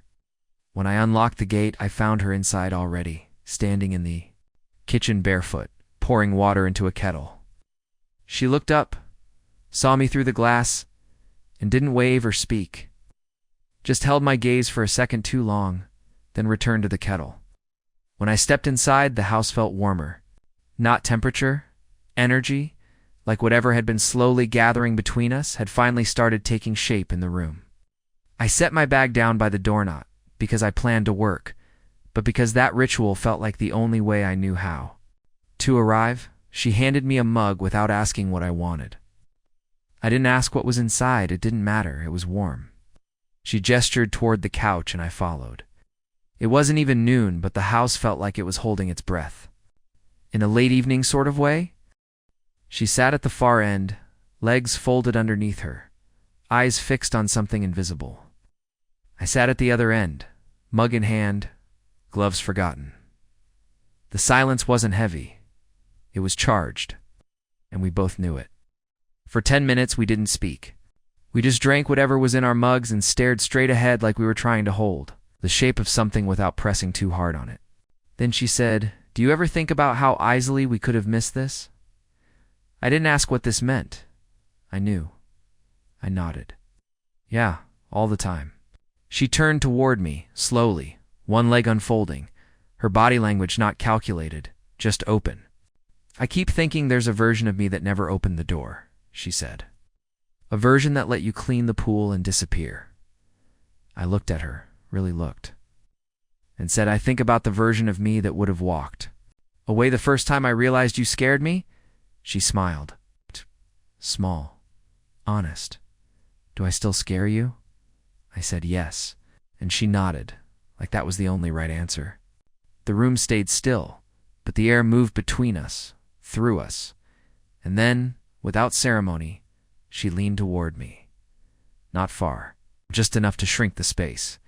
I met her halfway, not with intention, not with bravery, just with gravity, our foreheads. Touched first, that was the moment. Not the kiss, not the breath, the lean. That quiet, shared lean that says, "This isn't new. This is just the part we stopped avoiding." Ow. Her hand landed on my chest light, steady and stayed there. My hand touched her waist, not pulling, not holding, just joining. We didn't kiss right away, just stayed in that proximity, letting our bodies acknowledge something we'd only let our silences say before. When her lips finally met mine, it wasn't passion, it wasn't a firestorm, it was recognition. Soft, slow, like we'd kissed before in another life and had been waiting all this time to remember how. Her mouth tasted like tea and breath, and 1,000 moments that had never needed to be said out loud. It wasn't urgent, it was reverent. When we pulled apart, neither of us moved far. Our foreheads rested together again, and I felt her exhale. Against my cheek, she whispered, "This doesn't mean we're anything," and I said, "I know." Then she said, "But it means we're not nothing," and I nodded. Because sometimes naming something too early breaks its spine. But pretending it's not real, that's what makes it rot. She pulled away slowly, tucked a leg beneath her again, reached for her mug like we'd just paused a conversation about the weather, and somehow that was the most intimate part. The return. Not the kiss, but the settling back into the room too. People slightly changed, but not undone. We didn't talk about it again that day. We spent the rest of the afternoon in parallel motion. She cooked lunch barefoot, quiet eyes occasionally flicking toward mine like punctuation. I replaced a piece of weather stripping on the side door she'd mentioned in passing 2 weeks. Earlier, nothing asked, nothing offered. It's just the kind of closeness that hums quietly after truth has been touched. When I left, there was no lingering at the doorway. "No, see you next week." Just a look. That look. And a door that closed softly behind me. Driving home, I didn't feel triumphant. I didn't feel scared. I felt real. Like for the first time in years, I was living a story that didn't need narration, just presence. And maybe that's the whole thing. Maybe the deepest relationships don't announce themselves. Maybe they collect, word by word, glance by glance, until one day you lean in. And everything makes sense. I arrived late the next Thursday, not dramatically, not carelessly, but late in the way people sometimes are when they've overthought something to the point of exhaustion. I sat in the truck for 20 minutes before. Even unlocking the gate, I kept telling myself it was fine, that it didn't change anything, that we were adults, that we knew what we were doing, that the kiss had been earned, natural, quiet. But the truth was, it had cracked something open, and I wasn't sure what lived underneath. So I hesitated. I think somehow she felt that hesitation before I even stepped through the gate, because when I did finally walk into the backyard, she was already outside, but not seated, not waiting. She was standing by the far edge of the pool, arms crossed, looking at the water like it had betrayed her. She didn't smile. She didn't speak. She just acknowledged me with a nod that felt cooler than it had the right to. I said nothing, got to work mechanically, going through. The motions, like the physical labor, might drown out the static in my chest. And she let me. No small talk, no questions. No mention of what had passed between us in her living room with the gray sky and the tea in that moment that still hadn't finished breathing. The silence wasn't tense. It was unresolved. Not avoidance, just an open-ended thread neither of us had figured out how to tie. Here's the thing. Emotional intimacy, when real, doesn't need drama to feel risky. It just needs space. And this space? It had weight now. Halfway through the cleaning, I dropped the brush. Not because I meant to, because my grip was off. My mind was off. She turned slightly at the sound, her expression unreadable, then looked back at the water. I finished the job slower than usual, double-checking everything as a way to delay the inevitable question neither of us wanted to be the first to ask, what now? When I finally closed the last latch and stood up, she broke the stillness first. It's cooler today, she said, voice neutral, almost too neutral. I nodded. Storm last night probably dropped the temp. She looked up at the sky, then back at the water. Feels like something changed. There it was. Not the accusation, not the regret, just the naming. I sat down slowly, not close, not far, just like I had every other time before the line blurred. It did, I said. Ack! But I don't think it ruined anything. She nodded slowly, thoughtfully. No, she said, I don't either, but it rearranged something inside me. She wrapped her arms tighter across her body like she was holding that internal rearrangement still. I said, me too. That admission seemed to soften the air just slightly. Not warm it, but take the edge off. She finally sat across from me again in her usual spot and said, I'm not afraid of what happened, but I am afraid of what happens next if we pretend it didn't, I said, so we don't pretend. And she looked at me hard, like she was checking for sincerity, not to catch a lie, but to be sure of her own footing. Okay, she said, then what are we doing? Could have said the word relationship. I could have said something poetic about slow burns and safe spaces. But instead I said, we're still showing up. And maybe that's the only promise we need right now. She nodded. Once, like that was the best we could do, and also the only thing that felt right. The conversation ended there. But the energy didn't. It sat with us through the rest of the afternoon. Through the glass of water she poured me like it was a ritual. Through the book she left open on the table. Through the way she stood a little closer than usual, not to invite more but to show that she wasn't retreating. And when I left that day, it felt like we had taken a step sideways maybe, but still a step. Into something we weren't naming yet, but no longer pretending to ignore. Driving home, I realized something that hadn't landed before. There's no clean way to love someone who's lived most of their life in defense. You don't knock the walls down, you just show up, over and over, till the door opens itself. That kiss hadn't changed the way I saw her. It had changed the way I saw us. And that was more disorienting than I expected. 'Cause intimacy doesn't fix things, it just turns the light on. And when you see someone fully for the first time, you also see the parts of yourself you've kept in shadow. That's what she had given me, not her body, not her vulnerability, but a mirror. It was a Thursday like any other, or at least that's what I wanted it to be. The air was dry and quiet, with a kind of sharpness that comes after too many cloudless days in a row. I parked as usual, slid the key into the gate like it was muscle memory, and stepped into the backyard carrying the quiet with me. But even before I saw her, I sensed it. Something was off. There were 2 coffee mugs on the patio table, not one, both half full, either steaming. Her chair was empty, the sliding door open just a crack. The music playing inside wasn't hers. It was too modern, too sharp, filled with synthetic beats that didn't match the softness I'd come to know. I stood there, one foot on concrete, the other on grass, trying to decide whether to wait or announce myself. Before I could, She appeared walking out of the house barefoot, like always, but different. Her robe was replaced by a fitted sweater, her expression tighter, her shoulders higher. She saw me, gave a half smile that didn't reach her eyes, and said, "You're early." I wasn't. I was exactly on time. Then I heard it the other.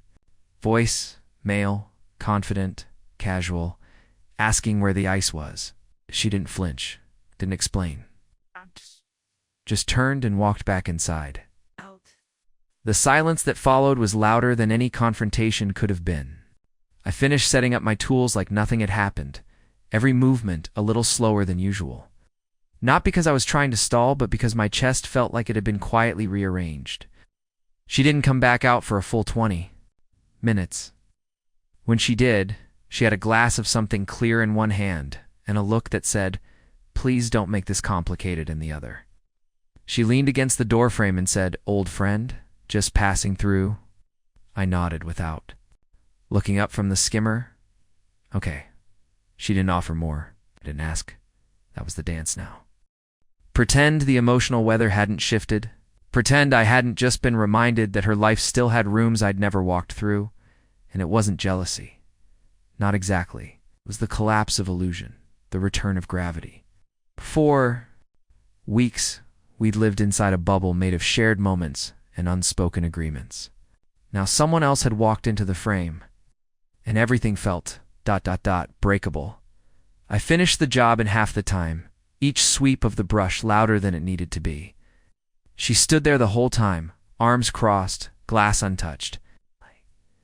When I finally packed up, she stepped forward and said, "I didn't expect him to show up today." I nodded again. Didn't expect him to matter. Her face softened barely, but it was there. The guilt, the awareness. The complicated math of timing and context and how to hold more than one truth in the same hand. She said, "We're not together. Haven't been in years." I said, "I know." She added, "He's not staying." I said, "I know." Then she said, "But you feel like you're leaving." That stopped me. It's not because she was wrong, but because she wasn't accusing. She was asking for something I wasn't sure I had the tools to give. Reassurance. Not about him. About us. About what this thing was becoming now that it had to survive with other people in the room. I stepped closer. Not all the way, just enough. I said, "I don't know how to be here when I don't know what I am." She looked at me, really looked, and said, "You're the only person who makes this house feel alive." I mean, that line, that admission, it didn't erase the other presence, but it quieted it. I left early that day. Not because I was angry, not because I was hurt, because I needed to sit in my truck for an hour and let the reality settle. She had a past. Of course she did. And that past had names and visits and surprise arrivals and histories I wasn't part of. And I realized then I hadn't fallen for her because she was untouched. I'd fallen because she'd let me touch something in her that still mattered. That guy in the kitchen, he didn't change that. He just reminded me that love real, unspoken, becoming itself, love isn't about exclusivity. It's about presence. The question wasn't, who else has been here? The question was, who stays now that the door is open and the silence has been interrupted? I didn't expect anything different the next Thursday. If anything, I came prepared for more distance, ready to keep things functional, polite, maybe even clinical. I told myself the drop-in from her past wasn't her fault, that she'd been honest, that no promises had been made. But even with all that logic, the truth sat heavy in my chest all week. I didn't want to be a placeholder. I didn't want to be part of some emotional inventory. And still, I showed up, because sometimes showing up is the only way to find out if someone still sees you. The gate was unlocked. Her usual quiet was back. No music, no voices. Just the clean stillness that had once felt sacred, but now felt ... uncertain. She wasn't outside when I walked in, but the sliding door was open, and something small sat on the tabula box, square, plain tied shut with twine. No note. Explanation. Just waiting. I didn't touch it, not right away. I walked around it like it might change depending on the angle. Checked the pool. It didn't need anything. The water was calm, balanced. I skimmed it anyway, brushed the far side. Ran a slow pass with the vacuum just to fill time. When I finally came back to the table, The box was still there. Still saying nothing. Still somehow saying everything. I sat, looked at it for a long minute, then untied the twine and lifted the lid. Inside was a pair of sunglasses vintage, black, round-lensed, heavy but not bulky. And underneath them, a photo, a candid one, of her much younger, seated at a piano, laughing. It's not smiling, laughing. Head back, eyes shut. Someone had caught her in the middle of forgetting herself. Then there, tucked into the corner of the box, was a note, folded, small, handwritten, for words, for seeing the rest. I sat back, stunned not by the objects themselves, but by the intention. This wasn't random. This wasn't decorative. This was curated from the deepest corners. Of her story, the sunglasses were hers. The ones from years ago, maybe the ones from when she still played music, from when she still moved through the world like it was a stage and a sanctuary all at once. And that photo wasn't meant for me. It was meant for a version of her that she'd long since stopped showing to anyone.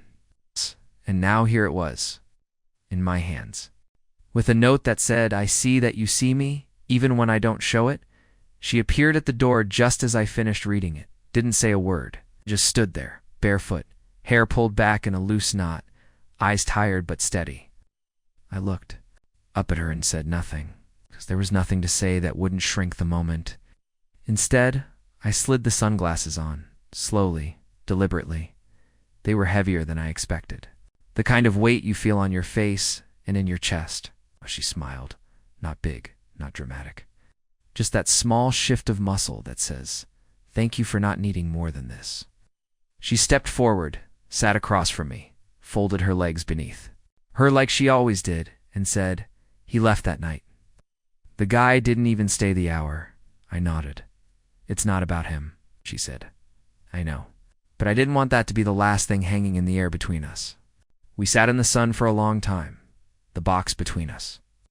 The silence clean, again, not avoiding, not loaded, just earned. She eventually reached for the photo and turned it over.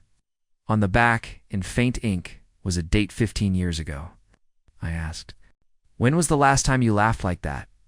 She stared at the image. Before the audience became the point, that hit hard. For her, for me, for anyone who's ever traded joy for performance. I leaned forward, elbows on the table, and said, "You're still there. I see her every time you stop trying to be still." She looked at me, eyes wet now, but not crying. "I don't know if I'm brave enough to let her out again." I said, "That's okay. She doesn't need the whole world. Just one person who doesn't look away." And in that moment, I knew that's what I had become. Not her audience, not her lover, not her rescue. Just the witness she'd been waiting for without ever saying it out loud. She stood first, picked up the photo, slid it back into the box, replaced the lid, then pushed it gently toward me. "Take it," she said. "Keep it until I ask for it back." That was everything. That was the contract. Not that we were something official, not that she needed me in a defined role, but that she was placing her memory in my hands, asking me to hold it until she could carry it herself again the next week. Something had shifted, not in conversation, not in tone, but in the way our bodies moved through space. She didn't wait inside. I didn't wait at the gate. I walked straight in. She met me in the kitchen like it was routine. No hesitations, no half smiles, no calculated glances. Just rhythm, familiar. Lived in. She was barefoot again as always, wearing a white linen shirt with the sleeves rolled and a pair of soft, worn jeans. She handed me a glass of water without speaking, not because she didn't have anything to say, but because some things, once built, don't need narration. I took the glass, sipped, leaned against the counter while she moved through the kitchen like it was a language only she spoke. She wasn't hosting. I wasn't visiting. We were just two people who'd stopped performing for each other. And the quiet wasn't sacred anymore. It was comfortable. The kind of silence that fills a room because neither person is trying to escape it. That day, I didn't even unpack my tools. I didn't need to. The pool had become background. A symbol of how we started, but no longer the thing we were circling around. Instead, we ended up in the backyard, side by side on the outdoor couch, knees almost brushing. The sunlight filtering through the olive tree like it was performing just for us. She had a book on her lap, unopened. I had nothing in my hands. Just sat there, letting the space between us breathe like it had its own lungs. At one point, she shifted closer, not dramatically. It's just enough for our legs to touch, barely. And when they did, she didn't pull away. I didn't either. That was the shape of us now. An accidental contact that wasn't accidental at all. After maybe 15 minutes of shared stillness, she said, "I forgot how good it feels to do nothing with someone." A high bar to clear, she chuckled. Quiet and warm. You'd be surprised how many people fail it. Later, we made lunch together. Not the performative kind where one person takes over and the other watches. But together, she handed me a knife. I chopped tomatoes. She rinsed greens. We moved like we'd done it 100 times before. Not quickly, not with banter, just with presence. She played a vinyl from a crate I hadn't seen before. Something jazz-adjacent, moody, but melodic. While the kettle boiled, she leaned against the sink and looked at me like I wasn't a guest anymore, and I realized I hadn't felt like one in weeks. She asked if I ever cooked for anyone. I said, "Not lately." She said, "That's a shame." I didn't reply. I didn't need to. Because she already knew the answer, no. One had ever made the space feel worth cooking for. We ate at the small table near the window. The one I used to stare at from outside when all I knew of her was the sound of water and the silhouette of movement. We ate in silence. It's not because there was nothing to say, but because neither of us felt the need to fill the space with proof that this mattered. And that, I think, is what made it matter more. After lunch, we didn't clean up. Not right away. She left the plates on the table. I followed her upstairs, not invited, not announced, just following the rhythm of the afternoon. She didn't ask why I was coming. I didn't ask where we were. Going, we ended up in the book room again, her sanctuary. The only place she'd ever let me see her try to remember who she used to be. She laid on the bench beneath the window. I sat on the floor beside it. She read aloud from a page softly. Not performing, just sharing a paragraph she liked. A moment she'd underlined once and still remembered why. Then she handed me the book and said, "Read it again, but slower." And I did. And when I finished, she reached down and placed her hand on the side of my head. Not a stroke, not. A pulgist, a steady, still presence that said, "Yes, this is what I meant." We didn't kiss. We didn't move. That moment, her hand on my hair, my back against her bench, was somehow more intimate than anything that had come before it. Because it wasn't about needing something. It was about letting something exist. That evening, I stayed. She didn't ask. I didn't announce it. We just never said goodbye. She showered. I folded the blanket from the couch. We shared tea on the patio. I listened to her hum a song I didn't know, but instantly wanted to hear again. That night, I slept in the guest room. She handed me a pair of sweatpants. I handed her nothing in return, except my trust. And for the first time, I realized this wasn't temporary. This wasn't a beautiful digression from life. This was life. Now, and that terrified me. Because once something becomes real, it can be lost. And I wasn't sure I could survive losing this. But when I woke up in her house the next morning, light streaming through unfamiliar blinds, the sound of dishes from downstairs, the smell of something warm, I didn't feel like I was intruding. I felt like I'd arrived. Finally, quietly, completely. The air in her house was thick that morning, not just with the scent of bergamot from the half-burnt candle on her kitchen island, but with the unspoken weight of something unfinished. I arrived a little later than usual, deliberately taking a longer route. Not because of traffic, but because I needed the extra time to quiet the churn in my stomach. Ever since that envelope came in part 18, something had shifted. She hadn't said much about it. I hadn't pushed. But the silence between us had changed color. It wasn't tense, it was loaded, like the air before a storm, waiting for thunder. I stepped inside and found her not on the patio like usual, not with a glass of rose or legs dipped in the pool, but on the floor of her living room, surrounded by boxes. Her posture wasn't frantic. It wasn't nostalgic. It was surgical. She was digging through her past, not to relive it, but to dissect it. Photos, scripts, newspaper clippings, notes on crumpled napkins everywhere. I didn't say anything at first. I just stood there, watching her fingers sift through the ashes of who she used to be. When she finally spoke, her voice was dry like paper left out in the sun. "He's marrying someone else," she said, holding up a wedding invitation with an embossed gold border and a photo of him and a woman I didn't recognize, smiling in front of a lighthouse. He said he wanted closure. I think he wanted an audience. She placed the invitation back into the envelope, but didn't seal it. "I used to think closure was something you got from other people," she added, eyes still fixed on the pile. "Now I think it's something you have to give yourself when the story doesn't end the way you wrote it." I stepped forward but didn't sit down yet. She needed space, not saving. "I didn't cry when I opened it," she continued. "I didn't feel rage, I just felt tired. Like I've been running a race no one else remembers starting." I finally sat, careful not to touch anything. It was like sitting in the middle of a controlled demolition. "Do you want to burn it?" I asked. She paused. "I want to burn her," she said.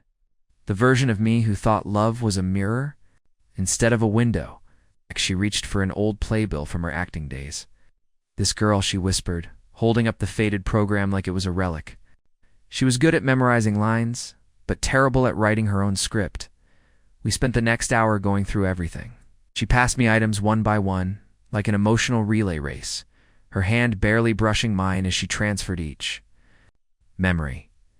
There were letters from casting agents, photographs from press junkets, notes scribbled in the margins of screenplays, a faded backstage pass from a film festival she'd never mentioned. She told me how much she used to crave being watched, how she mistook attention for affection. "The more people clapped," she said, "the lonelier I got. Her round of applause felt like another person I'd never really know." Her voice didn't crack. She wasn't breaking down. She was breaking open.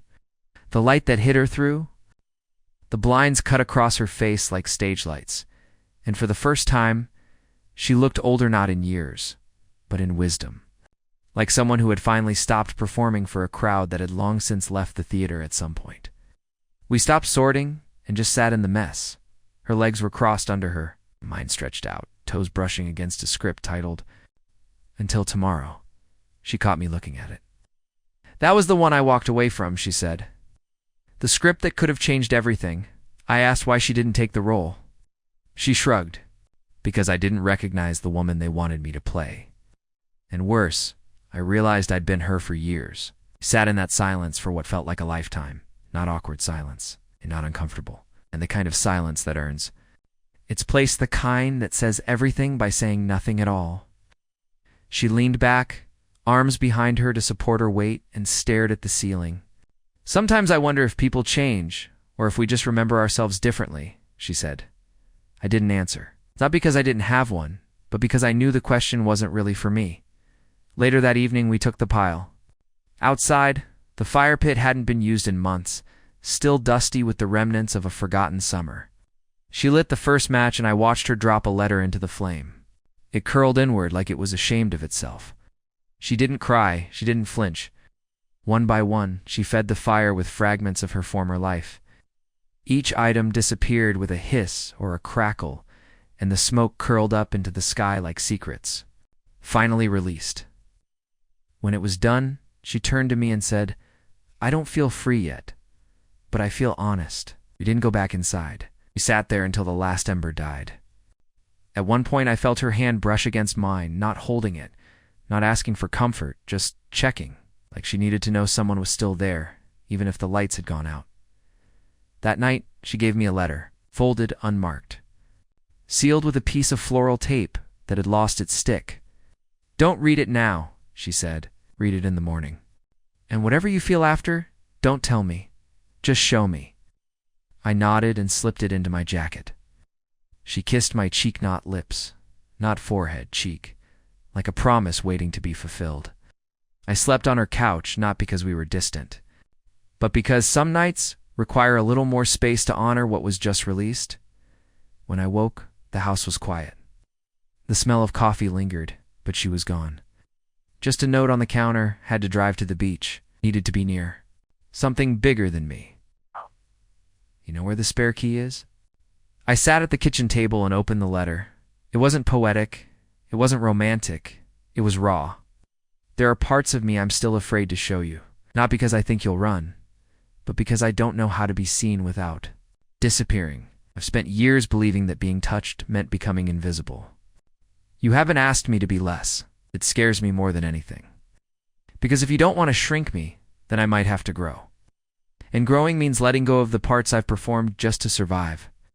If I push you away, it's not rejection. It's rehearsal. I'm still learning the lines to this role, and for once, I want to mean every word. I folded the letter, placed it in my back pocket, and walked out into the backyard. The morning sun was rising, casting gold onto the surface of the water. I stared into the pool, the same pool I cleaned the day I met her. And for the first time, I saw not a job site, not a symbol, not a romantic metaphor. I saw reflection, depth, stillness.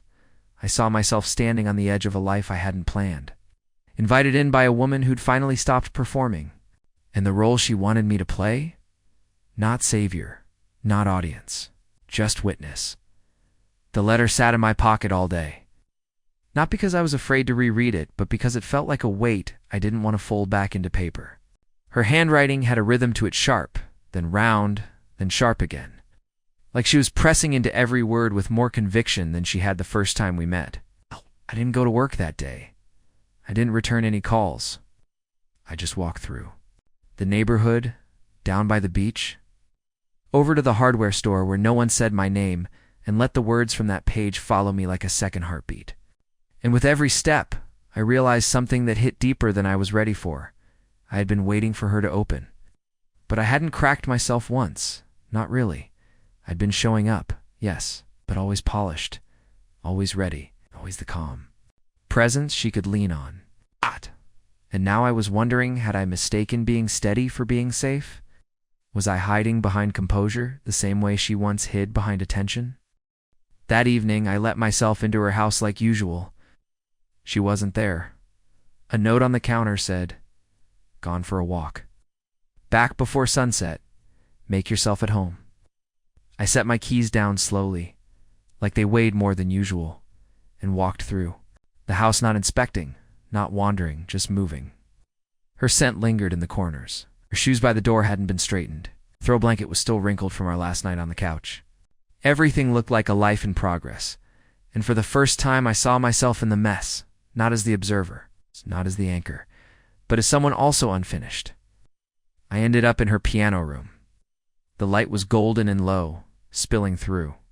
The window like it had been waiting to land on something sacred. I sat at the edge of the bench and ran my fingers over the keys, not pressing them, just tracing.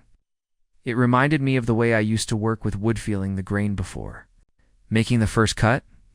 I hadn't built anything in a while. I'd been working jobs, yes, earning, repairing, installing, but not building. Not since my brother passed. She didn't know that part of me. I hadn't told her. It's the part where I stopped making things because it felt too much like creating a future without him in it. I didn't tell her that I'd built a shed in our backyard when we were 16, him sawing, me sanding, and how when he died I couldn't walk into that shed without losing my breath. That's what grief does. It hides in the wood grain.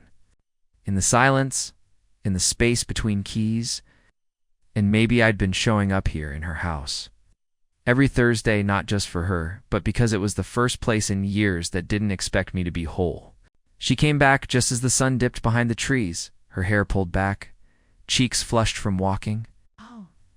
She saw me in the piano room and paused, not surprised, not cautious, just reading the scene like a page she hadn't written. I looked up and finally said it. My brother died 3 years ago. Her expression didn't shift. She didn't rush in. She didn't say sorry. She just sat across from me on the floor, tucking her knees under her, and waited. I was the one who found him, I continued. He was in the garage. It wasn't violent, just final, like he'd made peace with it before I even knew there was a war. She closed her eyes and breathed in slow, the kind of breath people take when they're not trying to fix anything, they're just making room. After that, I said, I stopped building things. I stopped dreaming about what came next. I just worked. Paid bills. Stayed useful. I looked down at my hands. You think you're being strong, but what you're really doing is rehearsing survival. Her hand slid gently toward. Not a reach, just a presence. And then I met you. And it was like someone reopened the door I'd nailed shut, quietly, without asking for permission. For the first time in weeks, I felt the emotion rise in my chest, not in a cinematic, tear-streaked kind of way, but in that quiet quake that hits your shoulders before it hits your throat. She didn't speak. She didn't move. She just sat there, letting me give her my truth in pieces I hadn't shown anyone. And in that moment, I realized something wild. She had been afraid of disappearing when touched, and I had been afraid of appearing at all. We stayed in that room for hours, sharing the kind of silence that was no longer a shield, but a bridge. When we finally moved to the couch, she didn't ask questions.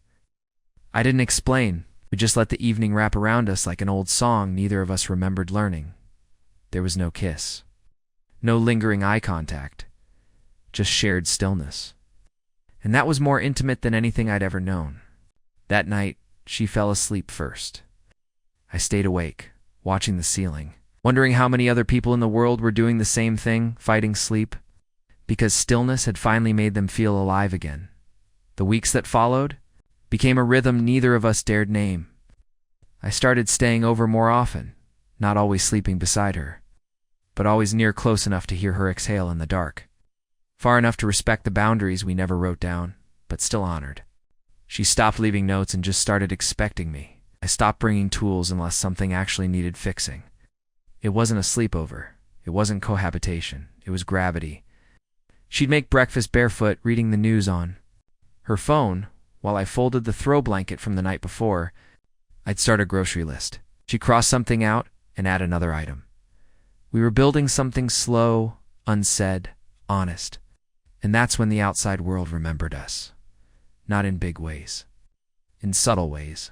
Clients began asking why I wasn't taking weekend jobs. A friend I hadn't seen in months called and asked if I was still around. She started getting emails from an old studio she used to work with. Apparently a director from her past was back in town. Wanted to talk about a role. Said they were reviving something classic. She told me this over coffee. The same way she told me she'd bought new candles. Soft, casual, breezy. But I felt it in my stomach. The slow unraveling of a quiet we'd both grown used to. I tried not to react. Tried not to build a story in my head. But I saw it, the light in her eyes when she said his name. Not romantic. Not nostalgic. Just familiar. A piece of her past knocking softly, reminding her. It still had keys to certain parts of her imagination. That night, we cooked dinner in silence. Not tension, just absence. Like we were both elsewhere, lost in mental rehearsals for scenes we hadn't agreed to play. I watched her stir the pasta, the way she gripped the spoon tighter than usual, the way her shoulders tensed when the sauce started to splatter. She was nervous, or excited, or both. I realized something that hit harder than I wanted to admit. This thing between us had been easy because nothing had tested it yet. It wasn't that we hadn't had emotions, it's that we hadn't. Had to make choices. After dinner, she stood at the sink, scrubbing a plate that didn't need scrubbing, and I walked up behind her, not close enough to hold, just close enough to be felt.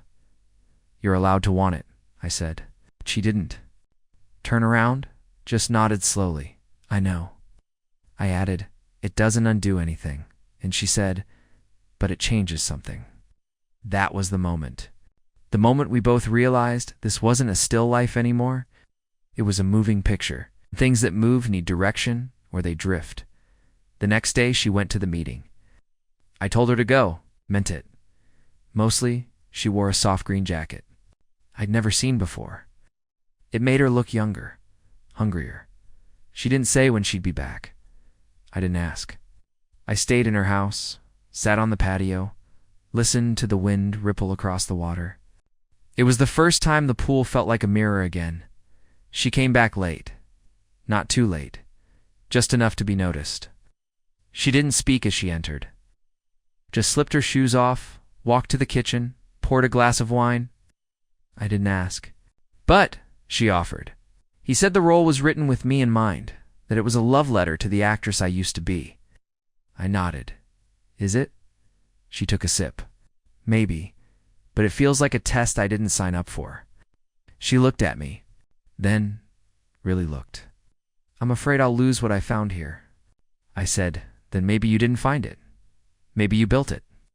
And if you built it, it doesn't disappear just because the lights change. She blinked, eyes wet but not falling. What if I go and forget how to come back? Stepped forward, finally closed the space, placed a hand lightly against her waist. Then I'll stay here and remind you. Until you do. She didn't say thank you. She didn't collapse into me. She just placed her forehead against mine and let out the slowest exhale I've ever felt.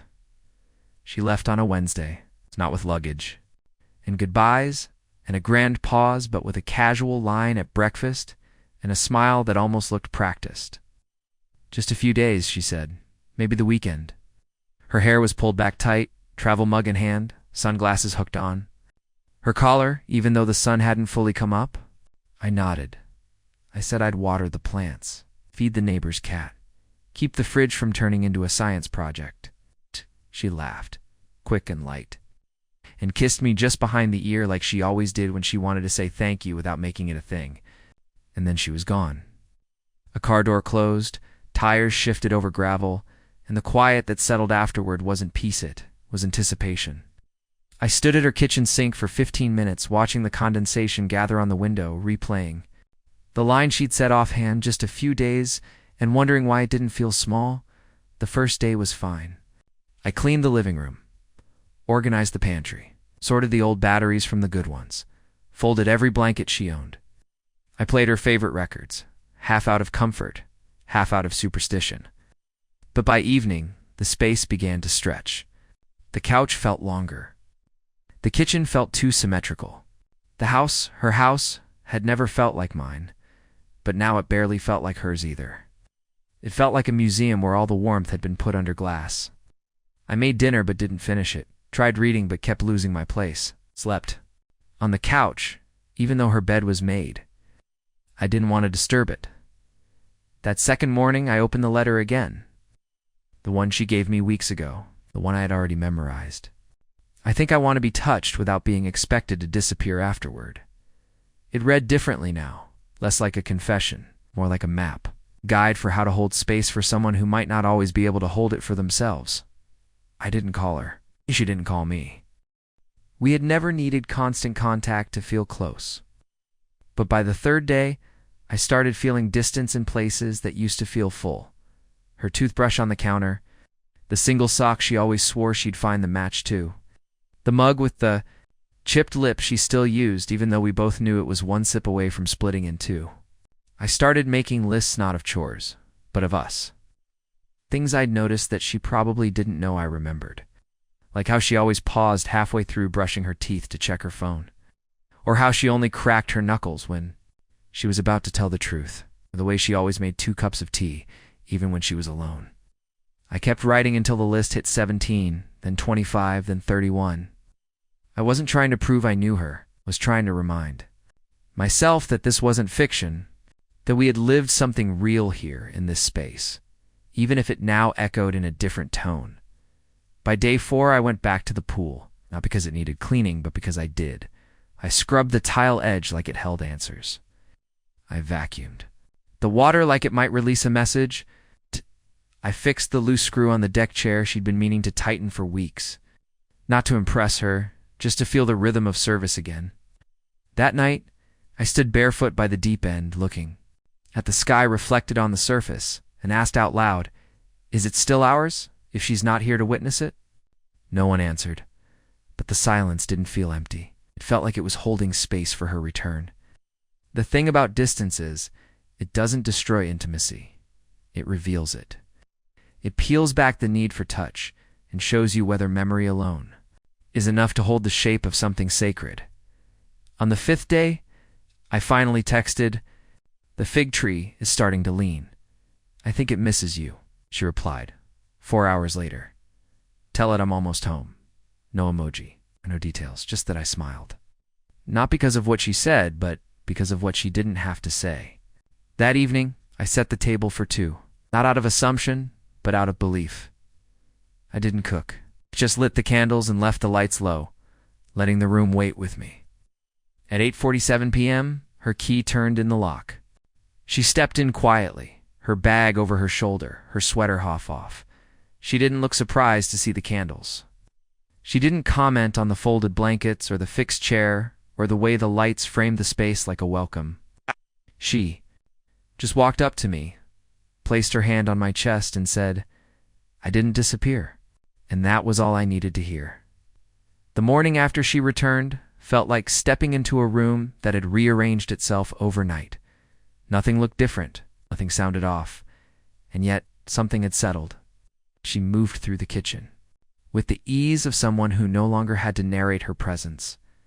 I watched her from the archway, arms crossed, barefoot, humming something soft under her breath. She didn't look up when she asked if I wanted coffee. I didn't answer. I just walked up beside her, reached for a second mug, and moved in sync, with the rhythm we'd never rehearsed. There was no conversation about the trip, no breakdown of meetings or callbacks or who said what. It didn't feel necessary. The details had already expired.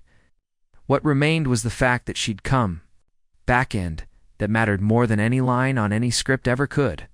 We ate breakfast on the floor, backs against the fridge, legs stretched out in opposite directions, her toe grazing mine every now and then like a metronome trying to keep us in time. That afternoon, we didn't talk much. We read separate books. On the couch, traded looks, shared a blanket, swapped cups without asking. There was a kind of safety that didn't need checking in anymore. But underneath the calm, I felt it building the question. Not hers, mine. It wasn't about exclusivity. It wasn't about defining us. It was about direction.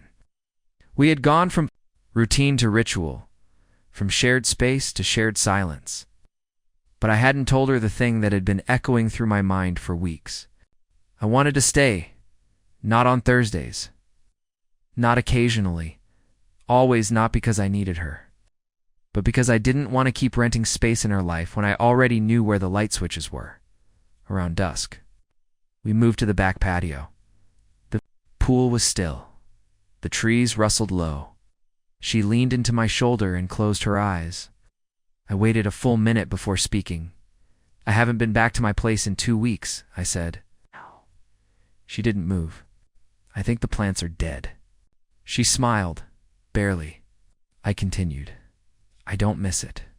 Not the furniture, not the fridge, not the keys." I paused. "I don't think I've ever had a home that didn't feel like a waiting room." She sat up slowly, blinking once, and this. She asked. I looked at her, not at her face, but at her hands, her lap, her feet tucked under her the same way they always were when she was grounded. "This feels like it stopped waiting for me to prove I belonged," I said. "It just let me walk in." She didn't answer, and not right away. She stood up, stretched, walked toward the kitchen. I thought maybe she was letting it sit. Letting it breathe. When she returned, she handed me a key. Not the spare I'd been using, a new one, attached to a leather loop, worn but soft. "I don't need a ceremony," she said. "I don't need a speech. I just need someone who knows how to lock the door behind him and water the plants on the windowsill." I turned the key in my hand, slow and deliberate. "Does this mean I live here now?" I asked. She sat beside me again, shoulder touching mine. "It means you never have to ask that question again." The rest of the night moved gently, like the end of a good book you don't want to finish. We brushed our teeth in the same bathroom, not bumping into each other, just rotating in rhythm. She wore one of my shirts. I didn't say anything. Slept on the left side. She didn't say anything. The lamp stayed on longer than usual. Neither of us reached to turn it off. We just let the light fill the room, as if switching it off might break the spell. That night, in the dark, I realized something. Love doesn't knock loudly. It doesn't burst in or light up the room. It doesn't ask for announcements or declarations. It builds slowly, through shared groceries. Contact in silence. Through a single chipped mug and a key handed over without ceremony. We didn't make promises. We didn't sign anything. But she gave me space in her closet. She added my name to the mailbox. I started bringing in the mail before she got home. I changed the air filter before she had to remind me. When the neighbor asked if I was her man, she didn't correct him. She just smiled and said, "Yeah, he's here now." Life after the key didn't look different to the outside world, but inside everything was softer. The drawers that used to belong to one person now belonged to two. The coffee wasn't made for a guest anymore. It was just made. The questions weren't, "Are you staying over?" but "What time will you be home?" We didn't rearrange the furniture or label things or talk about boundaries we didn't need to. The rhythm had already written itself. I learned the way she folded towels. She learned the sound of my car pulling up without checking the window. I stopped bringing a bag. She stopped offering hangers. Her closet simply opened, and space existed. We moved through the kitchen like water sometimes. Together, sometimes around each other, always without friction. The love wasn't loud. It wasn't even spoken every day. But it showed up in different ways. When she bought my favorite cereal, even though she didn't eat it. When I started putting her robe in the dryer for 2 minutes before handing it to her, after a shower, when we sat on the patio not to talk, but to breathe the same air at the same time. Evenings became their own kind of ritual. She would light a candle around sunset, never the same scent twice in a row. I'd fill the bird feeder on the edge of the yard. Sometimes we ate together. Sometimes we didn't. It didn't matter. What mattered was the ease. The unremarkable beauty of routine. I realized, slowly, that this was what peace looked like. It's not fireworks, not the dizzying height of new love, but the quiet knowing that if I turned around, she'd be there barefoot. Book in hand, eyes half closed, humming to a song I didn't recognize but never wanted to interrupt. She started falling asleep before me more often, one arm flung over her forehead, mouth slightly open. I stopped needing to ask if she was okay. I knew. I started dreaming again, real dreams, not anxious flashes or empty silence. I dreamed about our backyard in winter, about driving somewhere unfamiliar with her asleep in the passenger seat, about laughter that didn't end when I woke up. There were no big moments, no dramatic pauses, just the slow layering of something permanent. And in the stillness of it all, I realized I had never known stability like this. Not in any house, not with any person, not even alone. It was a Saturday when I noticed it, not a holiday, not an anniversary, just a regular morning in a string of regular mornings. She was outside watering the plants, hair still wet from the shower, humming a melody I'd never heard before and probably never would again. I stood in the doorway, coffee in hand, and watched her for a long time, not because she was doing anything remarkable, but because she wasn't. That's what hit me. The extraordinariness of the ordinary. The fact that I no longer questioned if I belonged here. I no longer wondered when the rhythm would shift or the spell would break. Had stopped waiting for the catch. Somewhere between the chipped mugs and the shared playlists, the unspoken fears and the overcooked pasta, we had made something that didn't need to be named to be real. She turned around then, like she felt me watching, and smiled, not the one she gave people in photographs or on red carpets years ago, but the one she gave me when she didn't have to be anyone. I smiled back. She waved the hose like a sword and shouted something about the roses trying to overthrow the lavender. I laughed. I stepped outside, and in that moment I knew. We were never building toward a conclusion. We weren't racing toward some scripted ending. We had arrived. Not at a destination, but at a choice, a quiet, daily, sometimes clumsy decision to stay. And as the sun crept up the side of the house and the morning slipped into afternoon, I knew without doubt or hesitation I wasn't going anywhere. Up next, you've got 2 more standout stories right on your screen. If this one hit the mark, you won't want to pass these up. Just click and check them out. And don't forget to subscribe and turn on the notification bell so you don't miss any upload from us.